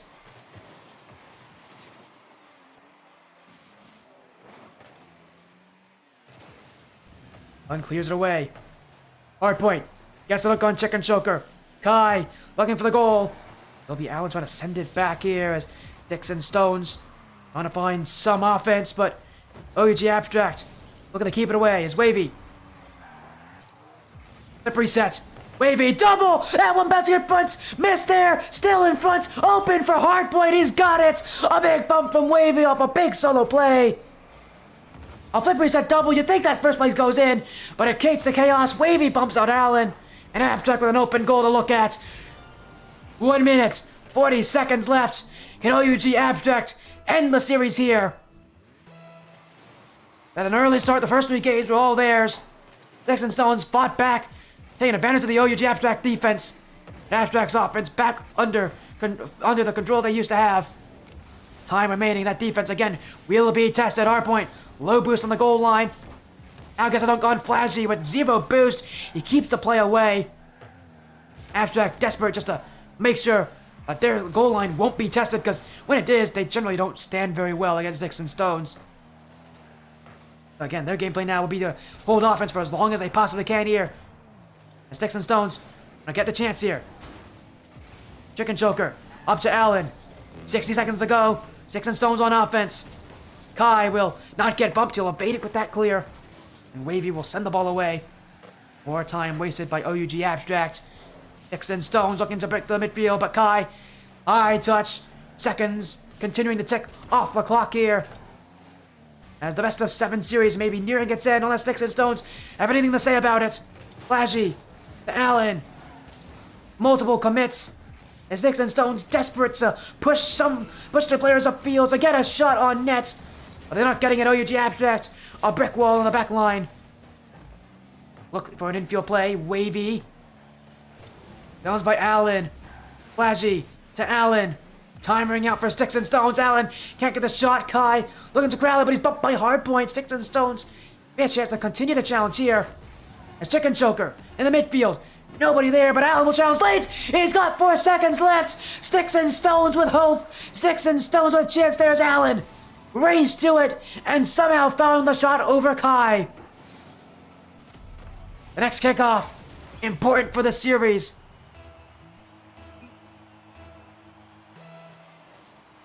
Hardpoint will challenge. Allen was win it though, but it's Wavy will try to tape it away. At 0 seconds looking to hit it to the ground. Flashy keeping it alive. Wavy trying to hit it back. Hardpoint trying to reach enough to it. He'll get the final touch, and OUG Abstract will take the series.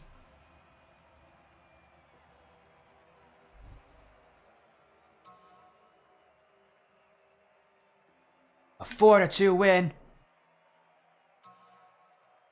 And OUG Abstract will take down Sticks and Stones here.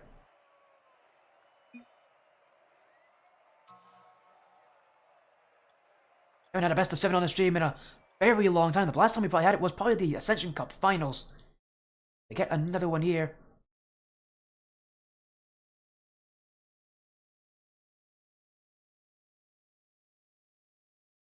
And congratulations to OUG Abstract.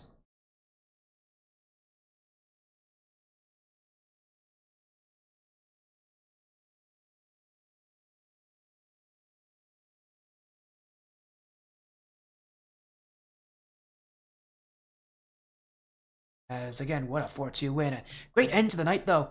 That series was definitely one that got a bit tense here, I think, because OUG Abstract, I mean, they had that 3-0 lead. I thought they were going to lose it, honestly. I mean, they were looking like Sticks and Stones, looking like the team that had the control. Again, so far, what a night here. All the blue teams winning, actually. Soft Dark taking on Stryker Esports. Yeah, taking on Bromance. And OUG Abstract taking on down Sticks and Stones here.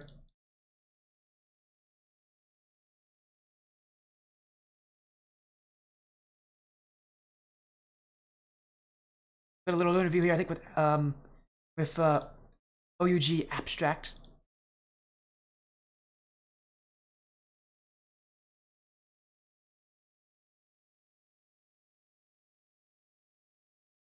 That was intense. Yeah, that was intense. It was a good final series of the night. I loved it. I thoroughly enjoyed it. Again, what a best of 7 is. It's kind of what we haven't had a best of 7 in a while. It was nice to have one back. I forgot how much of a rush these things are. It is a good feeling as got the prediction pool finalized here.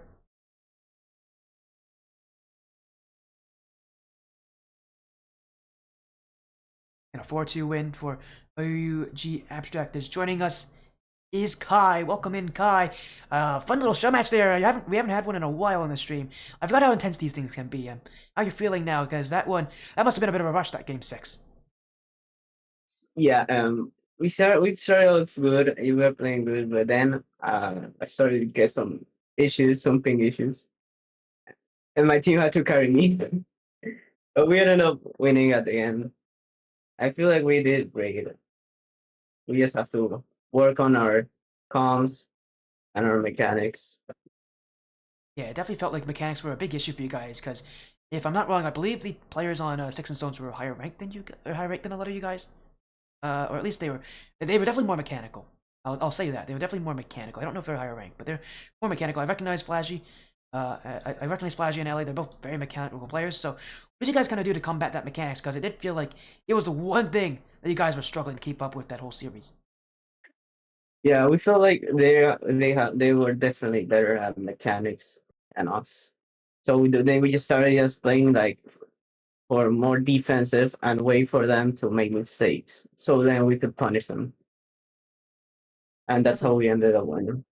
I definitely did, and I mean, to also kind of add to the problem that series for you guys. Again, you know, after winning those first 3 games, you guys had the control, and then after that, it was rough. You know, they came back. They definitely brought the pressure to you guys. So I mean, you know, did you ever think at any point in that series, well, we actually might lose this one? No, not at all. We were still confident we were gonna win it. We just wanted we just got scared. We just got scared about it for them because they were actually like good at mechanics. We got scared, but then we just mentalized like we got this. We can play this all day. We are playing their game, and then we just came back. Hey, again, you guys did. You came back. That game 6 was a strong performance from you guys. I mean, and congratulations on that win. Again, haven't had a best 7 in a while, and you guys made this one very interesting. Thank you again for book this one, and again, big shoutouts to Hardpoint for booking this with me. As again, thank you all so much for joining tonight. Before you go though, I know it's a little weird to have shoutouts at the end of a show match because it's a show match, but we still have shoutouts anyways because you did join in here, Kaiser. Any last things you want to say? Any final messages out there for anybody out there? Honestly, no. Thank you. Thank you for having me here. Of course. Again, congratulations on your win, Kai. Have an amazing rest of your night. You too. Or to win there for OUG Abstracts. What a night we've had again. To remind you of the schedule, Sloth taking down the undefeated Stryker Esports 3-1. Yeah, taking down Bromance 3-1. And OUG Abstracts winning that Showmatch 4-2 over Sticks and Stones, who came in to replace Golden Arrow Esports. So, again, what a night we've had. Some fun matches, a great end of the week. I'm tired, though. I think I need to go to sleep. I'm sure a lot of you do, too. Again, thank you for joining, though, but that's enough from me. Have an amazing night, everybody. And I think we might even have some matches. We might get a match or so tomorrow. But for now, until we meet again, have a great night, everybody. Take care. Thank you so much for joining the Sportiest stream. Yeah, we'll get that raid going. So, again, thank you all so much.